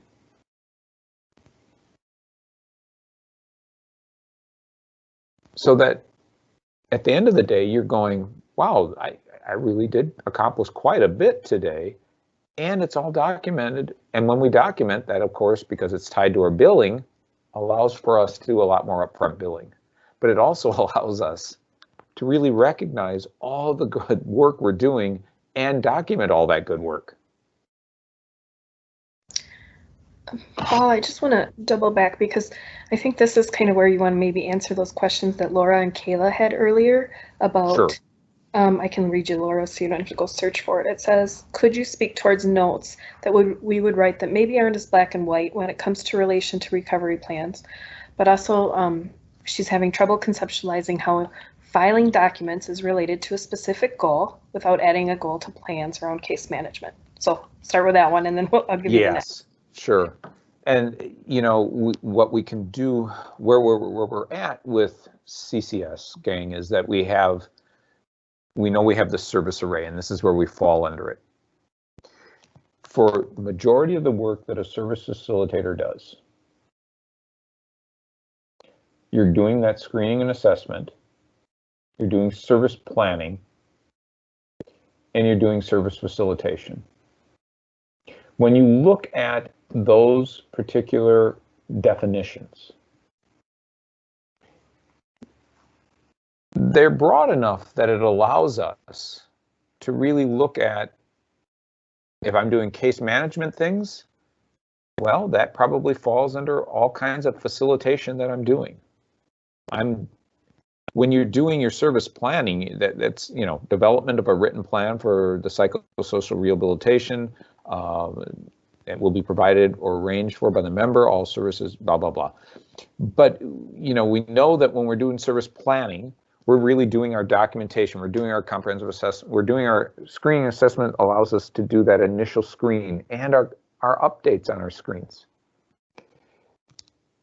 What it allows us to do, the comprehensive assessment and our assessment summaries.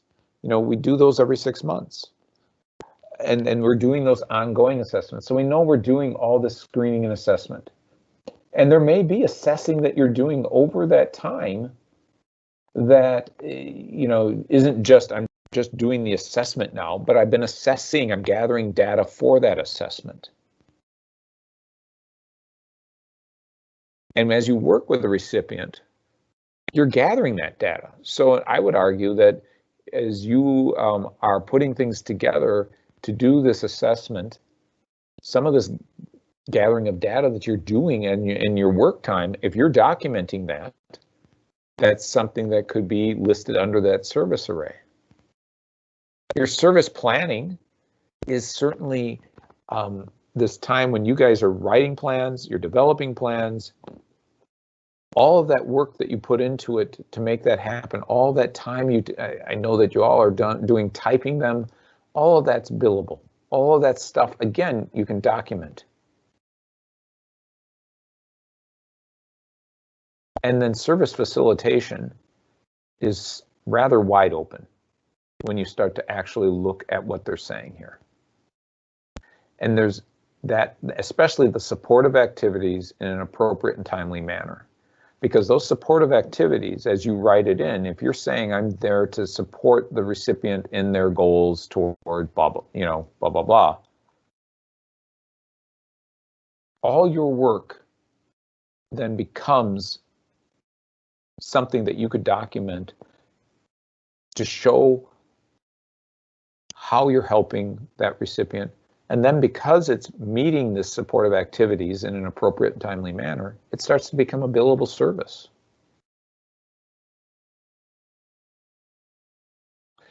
Everything you're doing when you're working with your recipients really is exactly what's written here, is that it helps the members achieve the highest possible level of independent functioning. So if I use Kayla's example,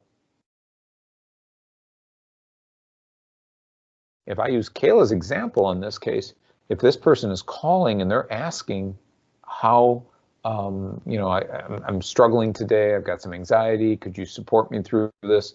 Because I can't reach the therapist today, whatever. And so Kayla does some work to help them learn to calm themselves, and then she's working towards helping them to become independent.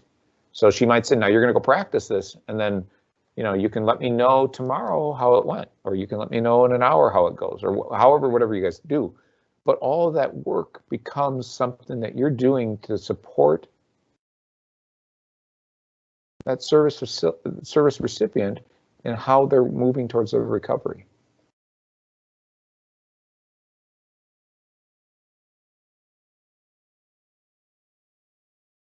So let me see.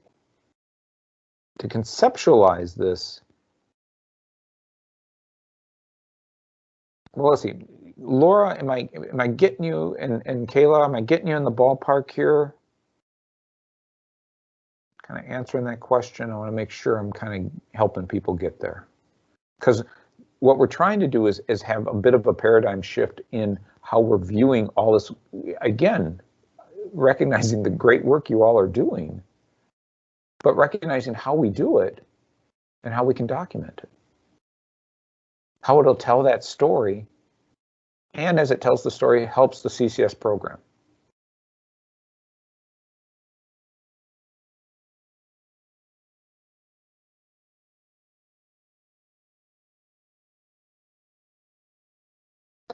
Well, and yeah, I'm not sure. It sounds like trying to learn. So yeah, and I think as we do this, and again, I don't know how many times I can say this to y'all, but some of this is really going to be very much about practicing, and if you're not sure, asking, and you can, and let's just go through this a titch more, because we say this at the end here. So another way to consider how to do your documenting and all that work you're doing is this. And it's, think about how we have to do our time studies. And so in this particular case, we kind of rewrote those time study definitions, which were written to be pretty broad. But if we start thinking about how you do a time study, if you're doing that time study and you're doing it in a way that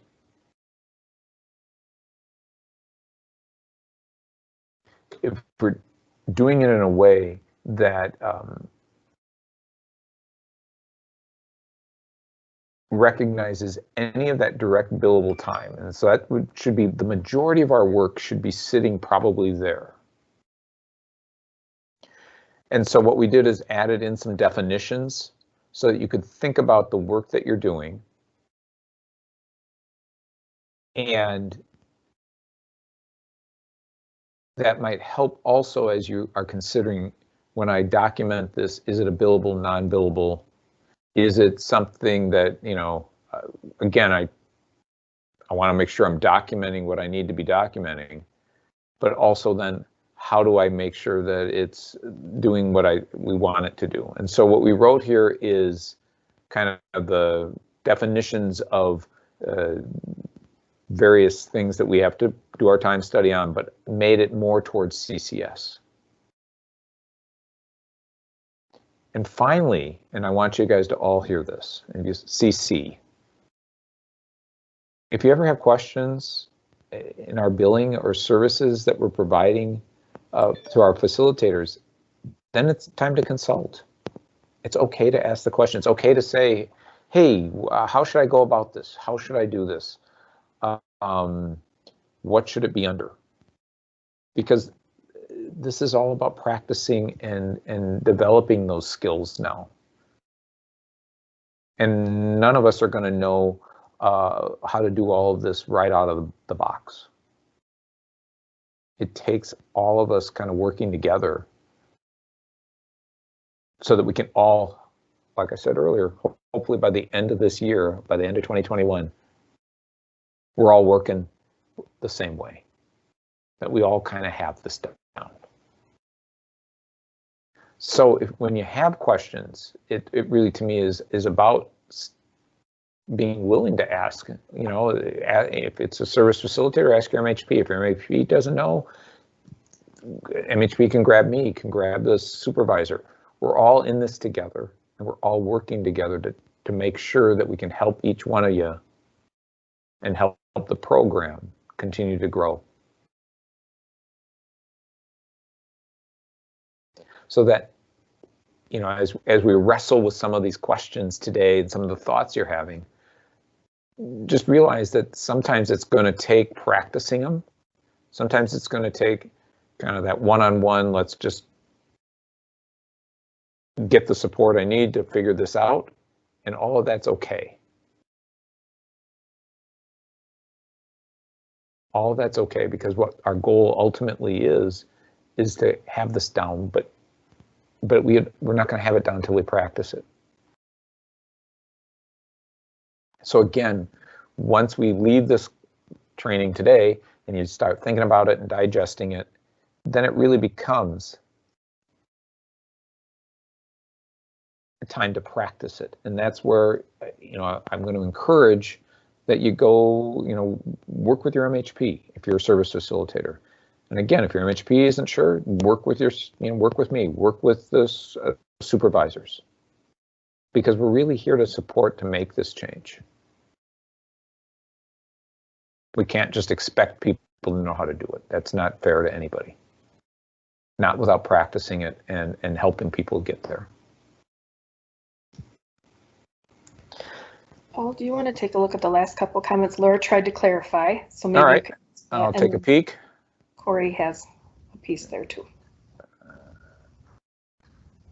Yes.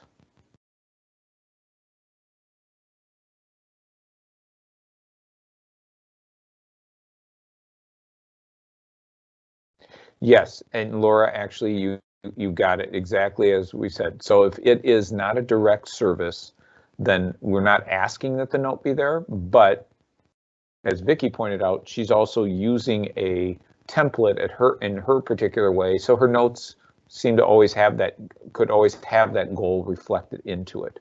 So there's no right or wrong to this. We're just saying that people have that choice. But when you are doing a direct service, yes, then we got to make sure that we've got that goal in there.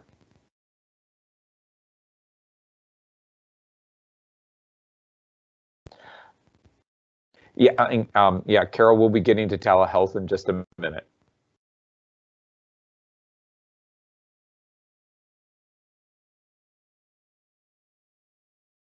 All right, so let's pop back to our PowerPoint.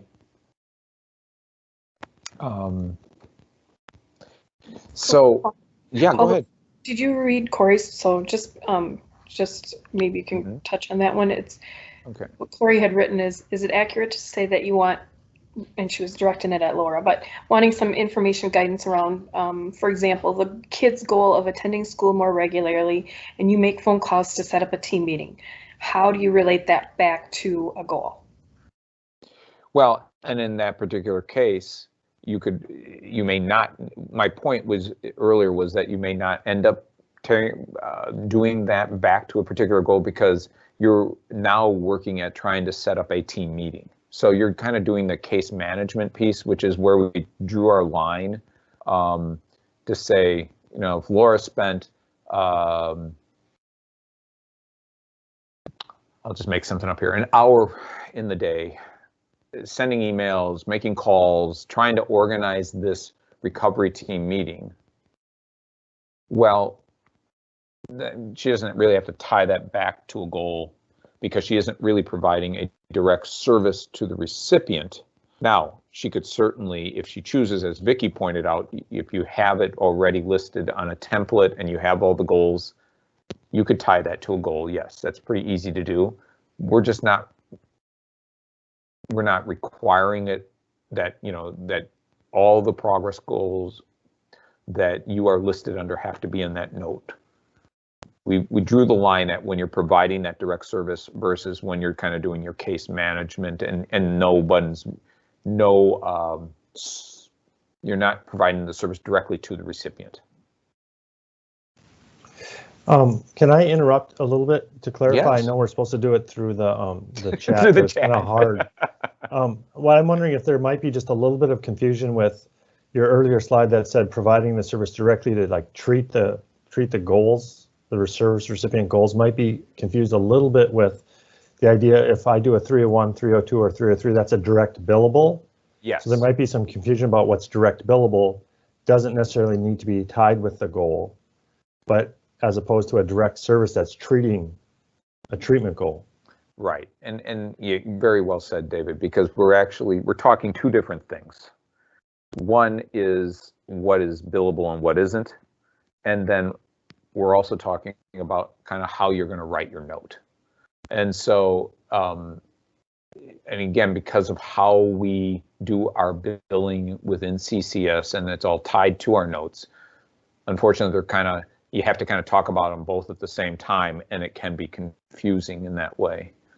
Because what can be a billable service may not be something that you have to write or attach your goal to, because it might be that you haven't provided a direct service to the recipient per se, but you are doing service, let's go back to, well, you're doing a facilitation that such that, like I said, pointing out, setting up a team meeting. You might be talking to a provider. You might be doing something like shooting me an email to ask questions, or asking me to get and step in and deal with the provider. So again, it's telling that story, and it might be a billable service or a non-billable service, but that's different than when you're meeting right with this recipient. And in that particular case, in the narrative, you're going to need to have that goal in there. So yeah, we are talking about two different things at once.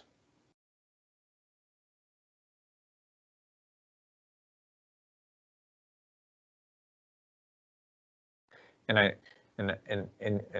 that's why I guess I'm going back to this with all of you guys, is that there's a lot of information getting tossed at you right now, and there's even more coming.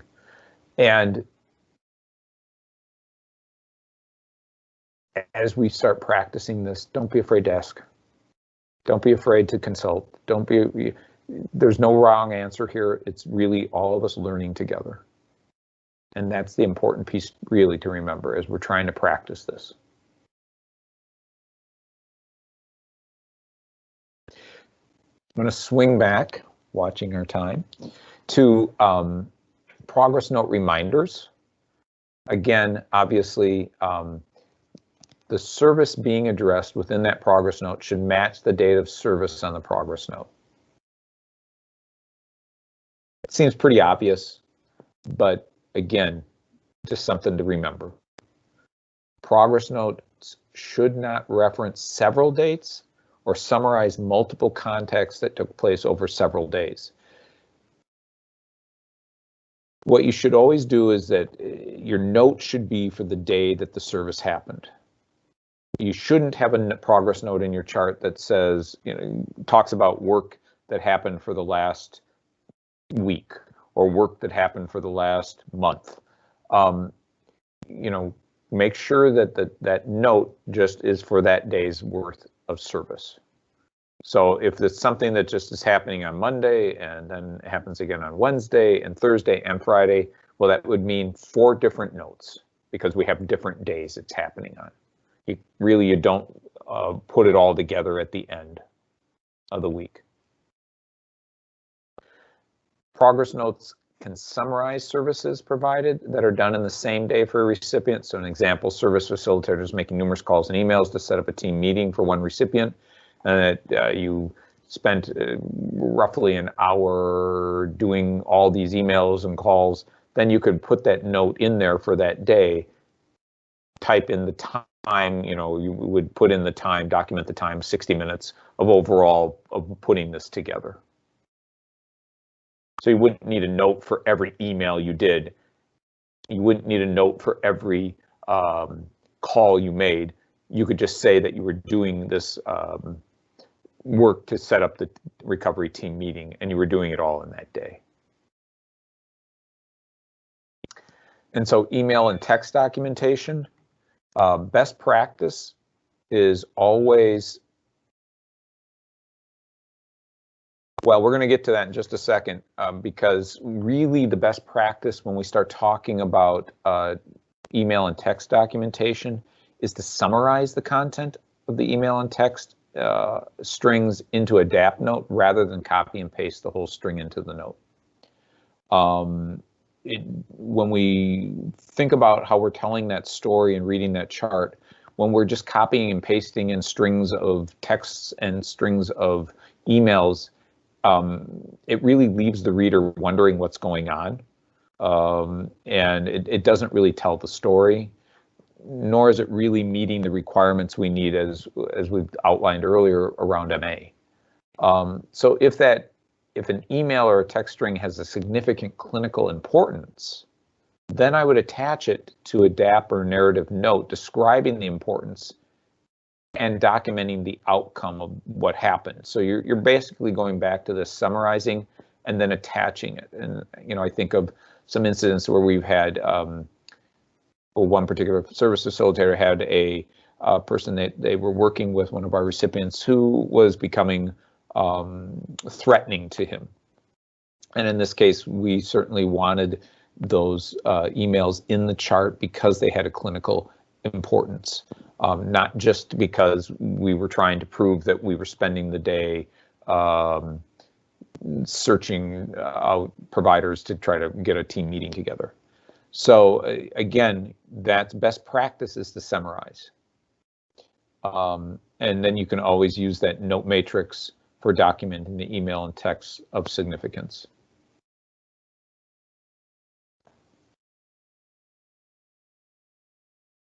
And then this is stuff you could do already, but it's just, again, reminders, recovery team meeting notes. You list all your participants. You all are doing that. Remember to record the initial 6-month and annual team meetings, the team reviewed assessment, summary, and plan. So when you are in your documentation, that you would say that that they did, and remember to state that the team agreed on the assessment, summary, and the progress goals, or if there was a disagreement, how it was resolved in that team meeting.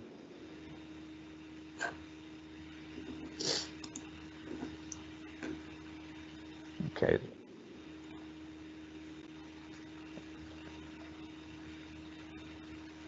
So how do we include our mentees on rosters or notes? Mentees, I'm not sure what that means. I think she means those people that they might be training in, new staff. Oh, okay. Dewey, not how, Dewey. Yeah, it's okay to say that. It's okay to say this person is present.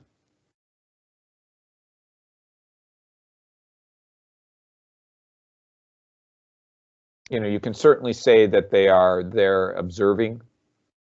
You can, again, how you document why that person is there is fine. Now, Carol wanted me to make sure that we talk about telehealth, and we were going to definitely do that, because telehealth is certainly a part of our CCS, especially for a while yet with COVID. And we know that in telehealth, when we record our progress notes, we always want to make sure the recipient's consent is there to conduct the telehealth session. We want to record and consent any potential risks of using that telehealth service, and we want to record who was present at that session and where the recipient was and where the provider was. Now, here's where this is, I said earlier we could thank Faye because Faye has done something really awesome for us. What Faye has done recently has set this up in our DAP format that's going to allow us to have some options. And so we can do a DAP tele or a DAP COVID. And so again, it's that, you know, click on your field, you'll click on the templates, and then you'll see there's a DAP, the DAP telehealth, and the DAP COVID phone. And if you tap on DAP telehealth, it's going to come up with all those things that we need to have already in there for you. So she's templated that in for us so that if you're doing a telehealth session with a recipient, you can certainly go right to the DAP telehealth and there it'll be. And then you can just add in what you need to after that using our matrix. And then DAP COVID phone, Faye has set it up so again, there will be right there already when you tap on it, that it'll allow that to already be in place, all those disclaimers we need to have about our telehealth work using a phone or using the telehealth. So thank you, Faye, for doing that because that's going to make all our lives a lot easier than having to remember to type all that in all the time.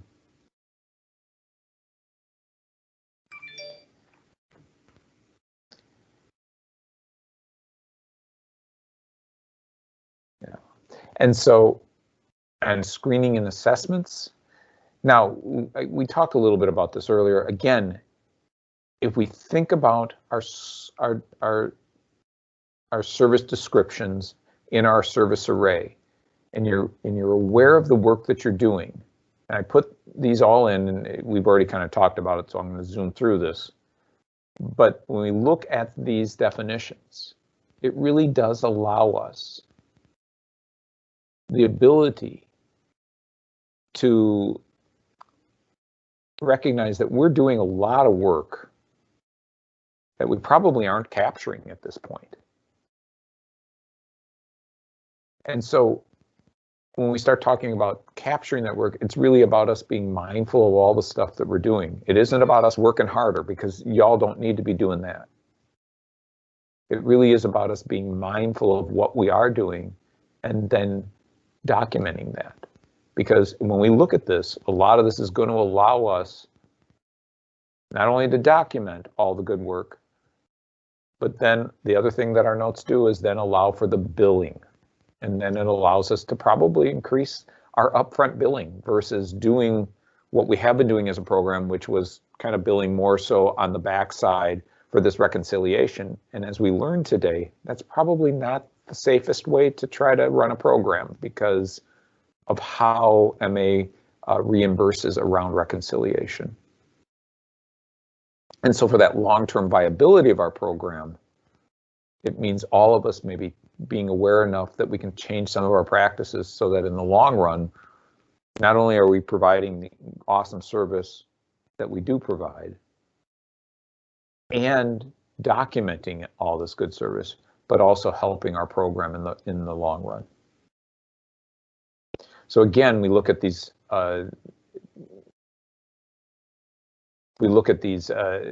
descriptions and of how it is, and we know that there's a lot of work that y'all are doing that fit under this. And then we also have the individual skills development that, you know, we put on a lot of plans. And again, I put this in there more for you to think about, not that we're doing this, as well as wellness management and recovery.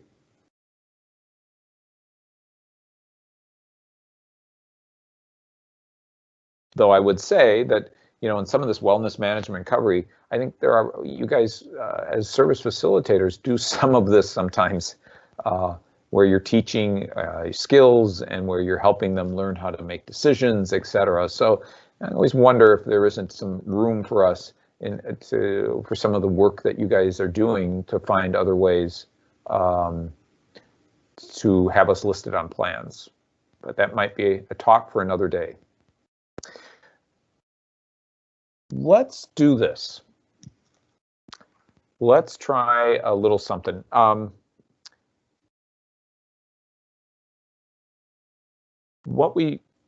Let's do this. We'll try it with the chat, and let's just see. So a service recipient calls to cancel their scheduled appointment with you, a service facilitator, and reschedules. So is that billable or not billable?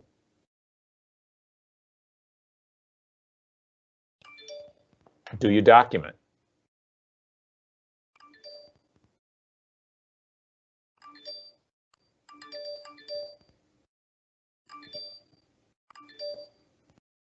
Okay. Yes and yes, okay. So you actually, right, you actually had contact with them, you've talked to them. So yes, then you're going to be able to do something. A service recipient leaves you a message.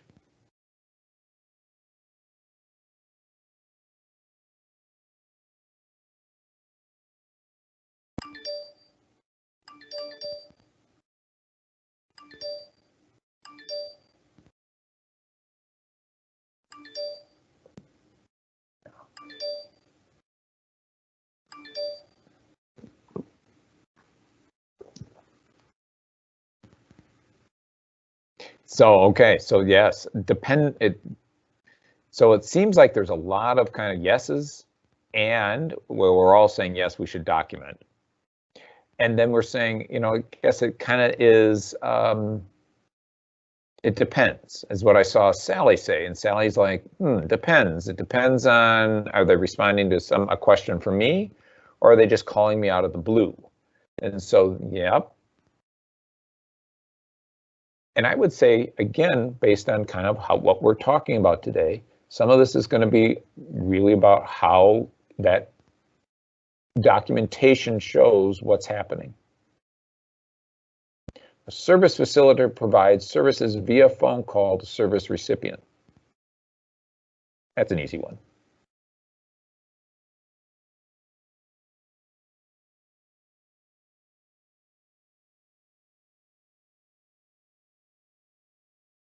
Yes, yeah. If you're talking to them, it happens, it's billable. A service facilitator drives to a service recipient's home for a scheduled home visit, but the service recipient is not home.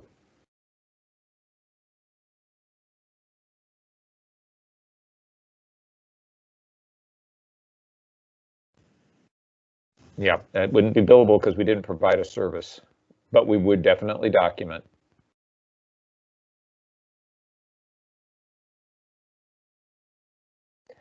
Service facilitator communicates with a collateral contact on behalf of a service recipient.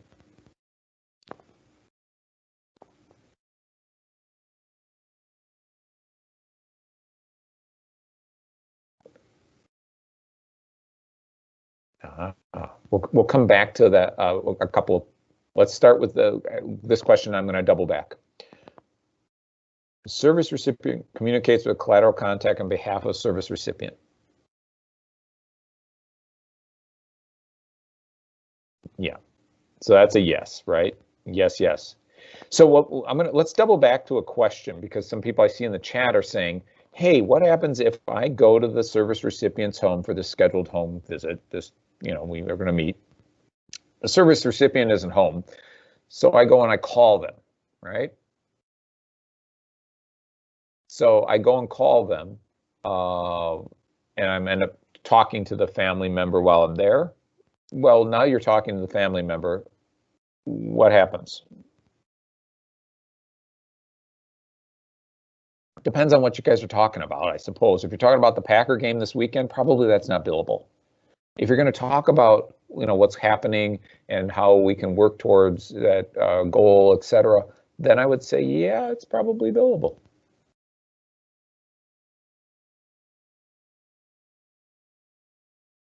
So, and then Krista said, yeah, but if they answer the door and tell you to leave, is it billable? Well, did you provide a service? That would be my question. And if you didn't, then we're probably back to it being non-billable. But if you engaged in some kind of call, then yeah, or some kind of discussion around that before they finally said, get the heck out of here, then yeah, okay, now you've got some billable time.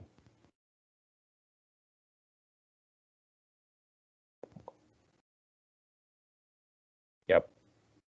And the phone call is billable, but not the travel. If we went back to the car and we did the travel, we could have done the phone call from the office. So I would think that MA would probably question us on whether we would get that billing there.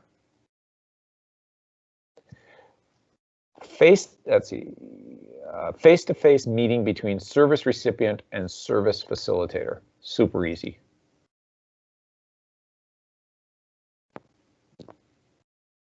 Yeah, that's an easy one. That's a yes, yes. Service facilitator conducts a recovery team meeting for discharge planning while the service recipient is inpatient psychiatrically hospitalized.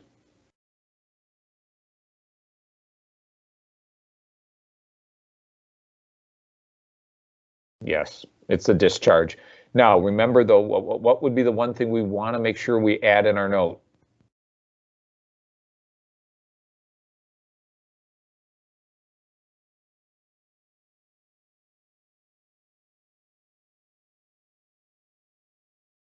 When we're writing up that note for that recovery team meeting for the discharge planning. Yes, exactly, Vicki. We got to make sure that we have it in there that this is a bill, that we're writing that it's a discharge planning so that they know it's a billable service, even though our recipient is in a non-billable setting. So the other thing I'd like to do with you guys, and let's have some fun with this. So sometimes it's good to practice being an auditor of a note as a way to think about how you will do oh, I see some notes are coming in. Yeah, and so Faye reminded us, for it to be a recovery team meeting, the recipient must be participating in the meeting, obviously. Okay. And phone calls around discharge planning in a billable ineligible setting. I would say if you're working towards that, again, what are you going to have in your note? You would have to be making sure that it's very much that's what you're doing.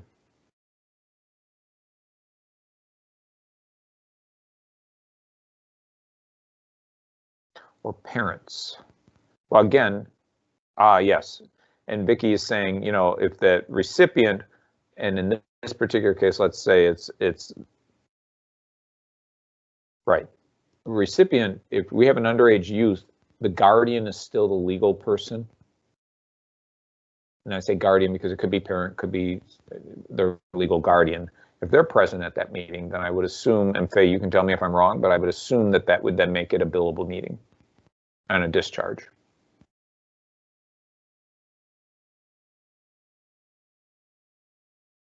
Yes, okay.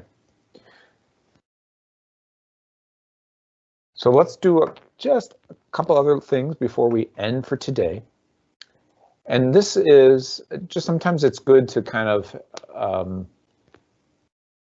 practice auditing a note as a way to think about how you would do a note.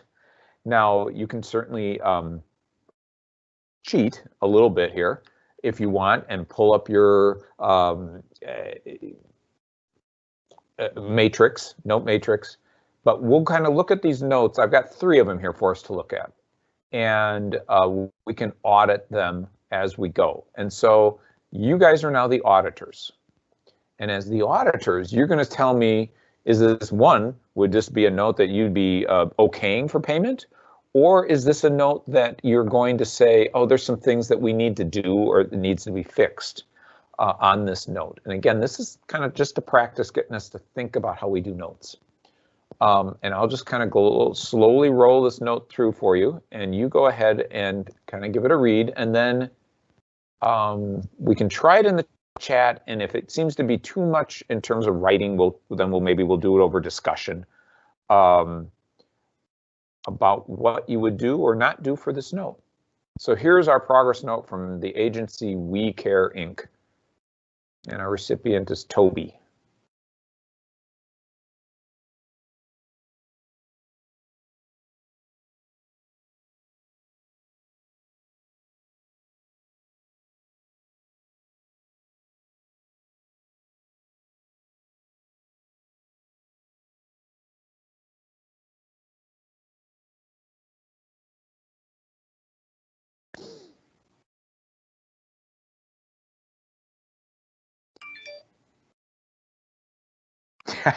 David picked up on something right away. Yep. That would be a question, huh? Given what you just saw there.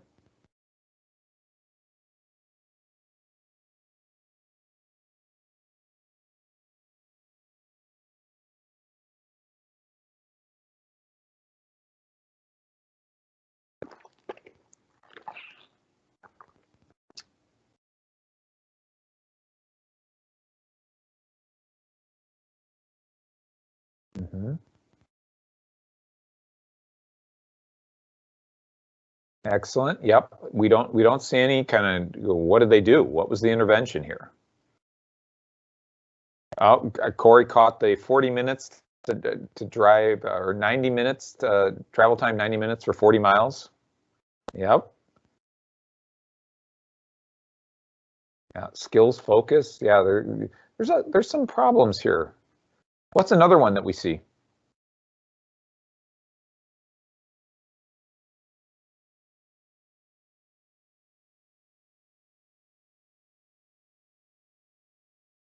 No signature. Yeah, I knew you'd get that, Carol. No credentials of the provider. Yep.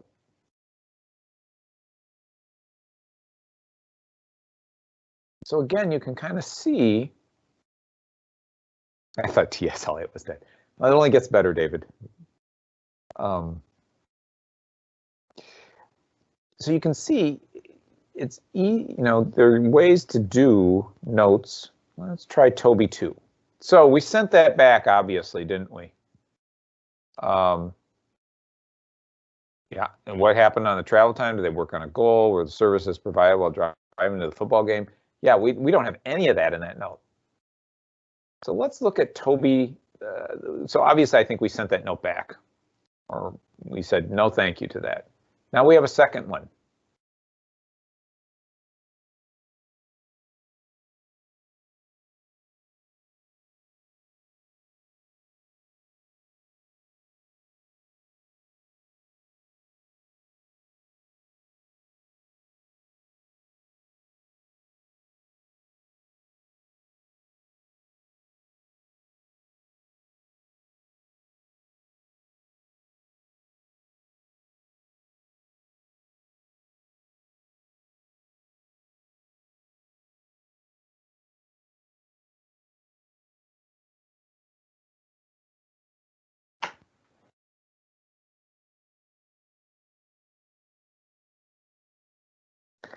What, if anything, are you seeing? What's good? What isn't so good?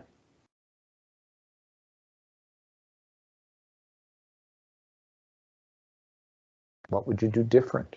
What would you do the same?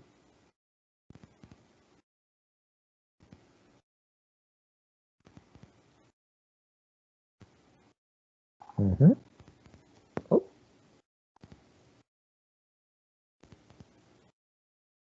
I'm sorry. I think, well, we do have the travel to and from. We don't know how he got. We don't know if he took him. Obviously, if he took him to the football game, he isn't saying whether he did service with him in the car.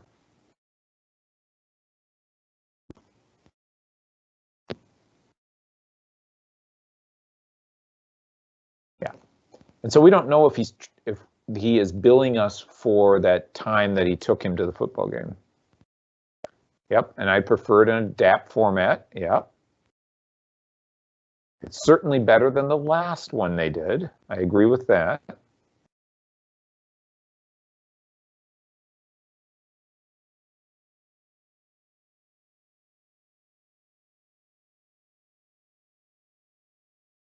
Does this writer hit the 5 points?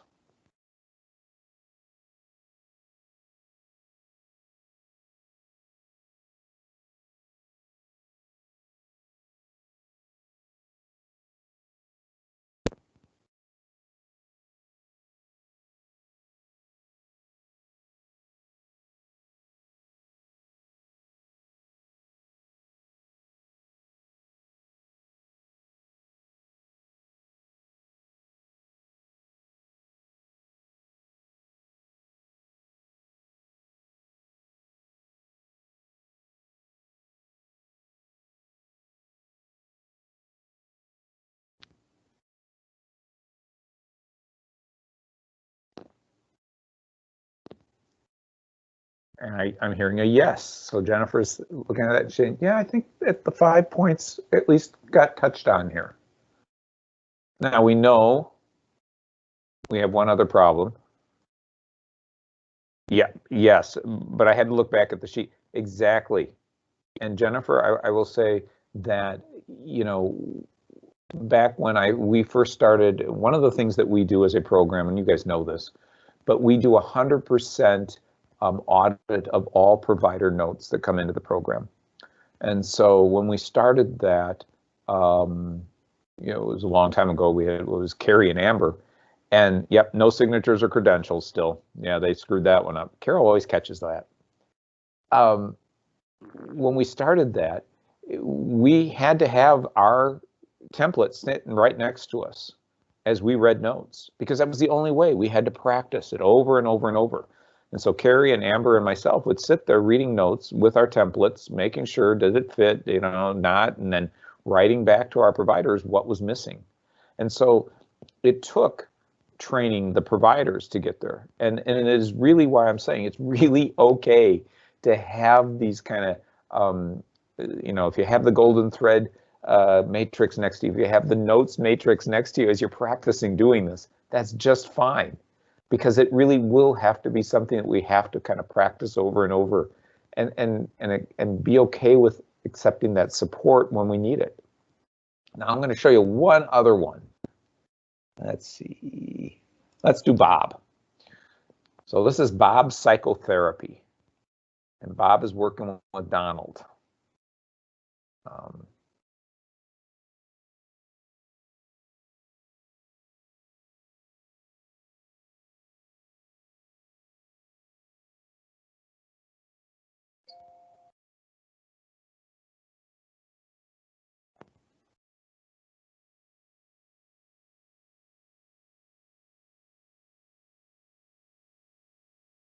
All right, what do you guys see? I know I'm kind of rolling through it a little, maybe a little too fast for you.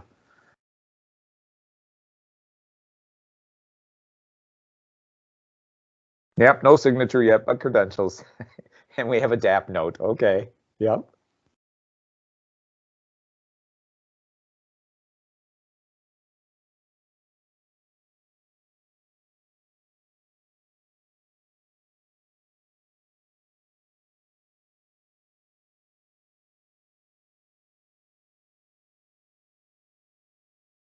So we have a plan that's outlined. Yep. So it's certainly Sigmund Mouse, who's providing the service for us.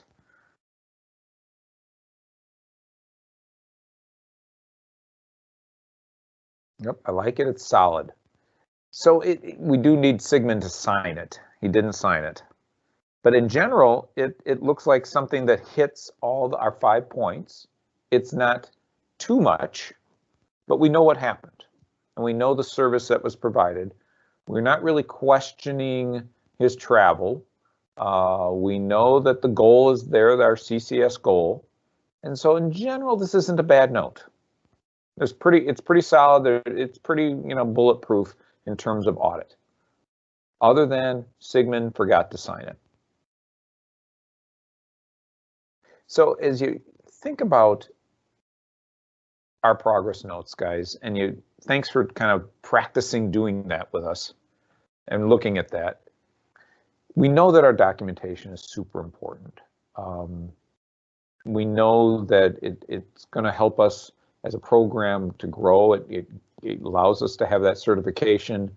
It's going to keep us solid, dealing with, those who can audit us. And it will tell our recovery stories of our recipients. And I think it's important to do that, because when people read all that good work that you all are doing and helping our recipients, if it isn't there, it doesn't exist. I mean, it's truly, that's how an auditor will see it, is that if it isn't there, you didn't do it. And we know we've done well, but we have areas to improve on to make sure that our program has that long-term viability. And so hopefully you take what we talked about today, you think about it, you're willing to kind of make some of those changes in your practices. And as you're working on that, my hope is that you're also, if you're struggling with it in any way, shape, or form, you're willing to just ask, because we're all in this together. And this is really us trying to figure out how to just improve CCS and to make sure that CCS is going to be here for everyone, our recipients, our staff, for the long run. We've done a great job putting a program together. There's just areas that we can improve on and keep making us better. And, if we all work together, I think that's where we can go with this. With that said,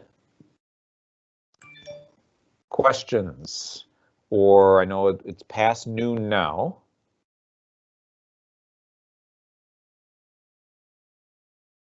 Yes, we sign our notes via Avatar. Back in the dinosaur days when I started at the county, they used to print out all your notes, and then you had to sit there with a stack of notes and sign them all by hand. We don't have to do that anymore, thank goodness.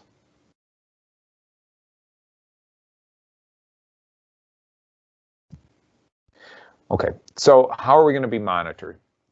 Great question. Right now, we are not, in the future, we may be looking at internal notes. Part of it, guys, is, when I said earlier, we will be starting doing kind of those golden thread reviews, just kind of doing our practice like we're the state looking at it. We'll be reading notes then, and certainly we'll give people feedback. Again, this is about improving the program, so we'll be giving people feedback, not to say, oh, you're in trouble, but to say, hey, here's what we can do to get better. The other part to this is that if you really want to commit to this and to that change, I think it's one of those where you can certainly ask your MHP, you can ask me as the service director, or you can ask your supervisor to take a look at your notes.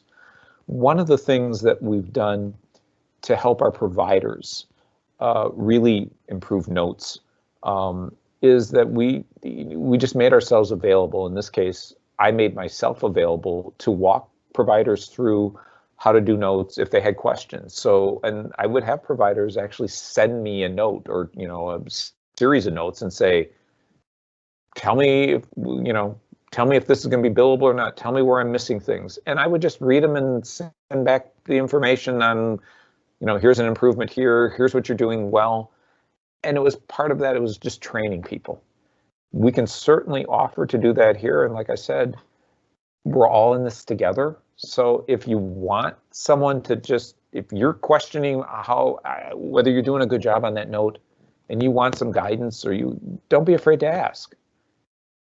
You can ask your MHP, you can ask me, you can ask your supervisor. We're all going to be willing, and MHPs, you certainly can ask me. We're all going to be willing to support one another through this. But it isn't going to be like, we haven't set up we have to monitor every note that's done at this point. Just the amount of notes that you as service facilitators produce and could produce would be overwhelming. It's not to say that we couldn't offer that more of a QA for our staff in looking at the content, and we can do that and develop that. But right now we don't have that. And so I would say to y'all, it's worth just asking questions. If you need someone to look at your notes, don't be afraid to ask. You know, before you put them into final form, you leave them in a draft and then say, hey, so-and-so, go into this chart, take a look at these, would you please? Or make a copy of them and send them over to whoever that you want to have looked at. We're all in this together again to try to make it work as best we can. And it's just going to take all of us being willing to be vulnerable enough to say, I don't know everything. And can you help me out with this?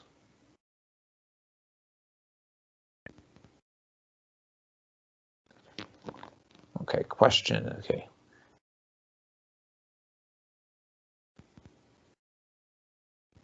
Okay, where do we address or document when a recipient has chosen not to address an identified need?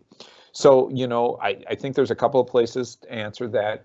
One could certainly be in your assessment summary, and another can be even in your comprehensive assessment during that write-up.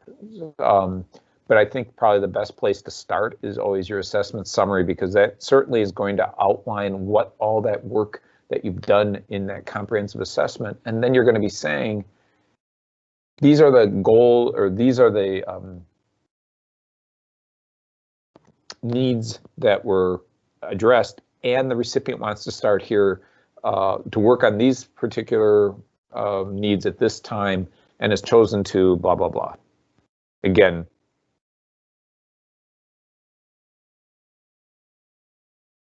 just to be clear, can I have a DAP? So just to be clear, can I have a DAP and a case management note together on one case note? Like stuff I do throughout the day. Yes.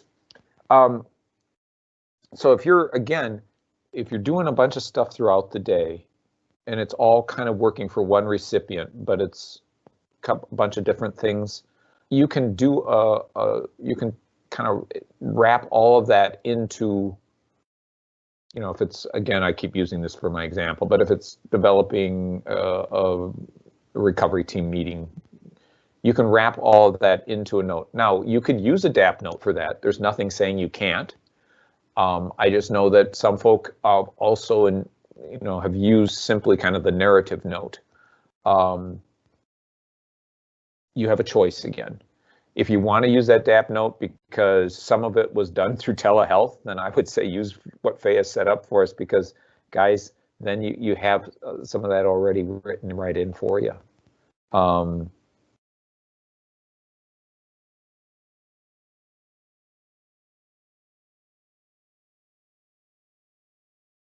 We used to put,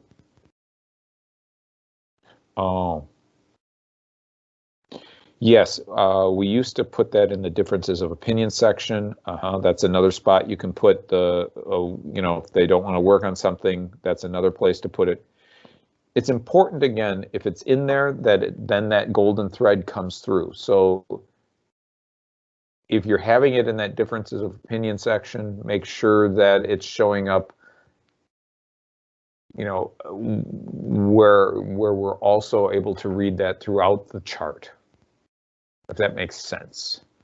So we just want to make sure that what we're identifying in that comprehensive assessment as a need, that we are also honoring the recipient's choice about what they're going to work on. And then making sure that we document that that's their choice.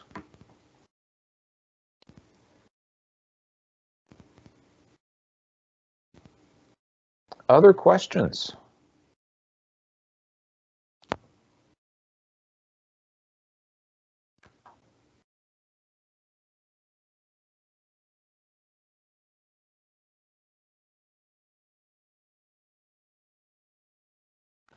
Well, with that, folks, thank you all for being a part of this today. I'm going to stop sharing and pop in and say goodbye to you all then. Wonderful questions today. Great job. And again, please, if stuff arises, just ask. You know, we're all going to be there to support one another to try to figure out how to make these changes together. So have a great day, everyone, and stay warm and go Pack, right? For those of us who are Packer fans. Take care, everybody. We'll see you soon.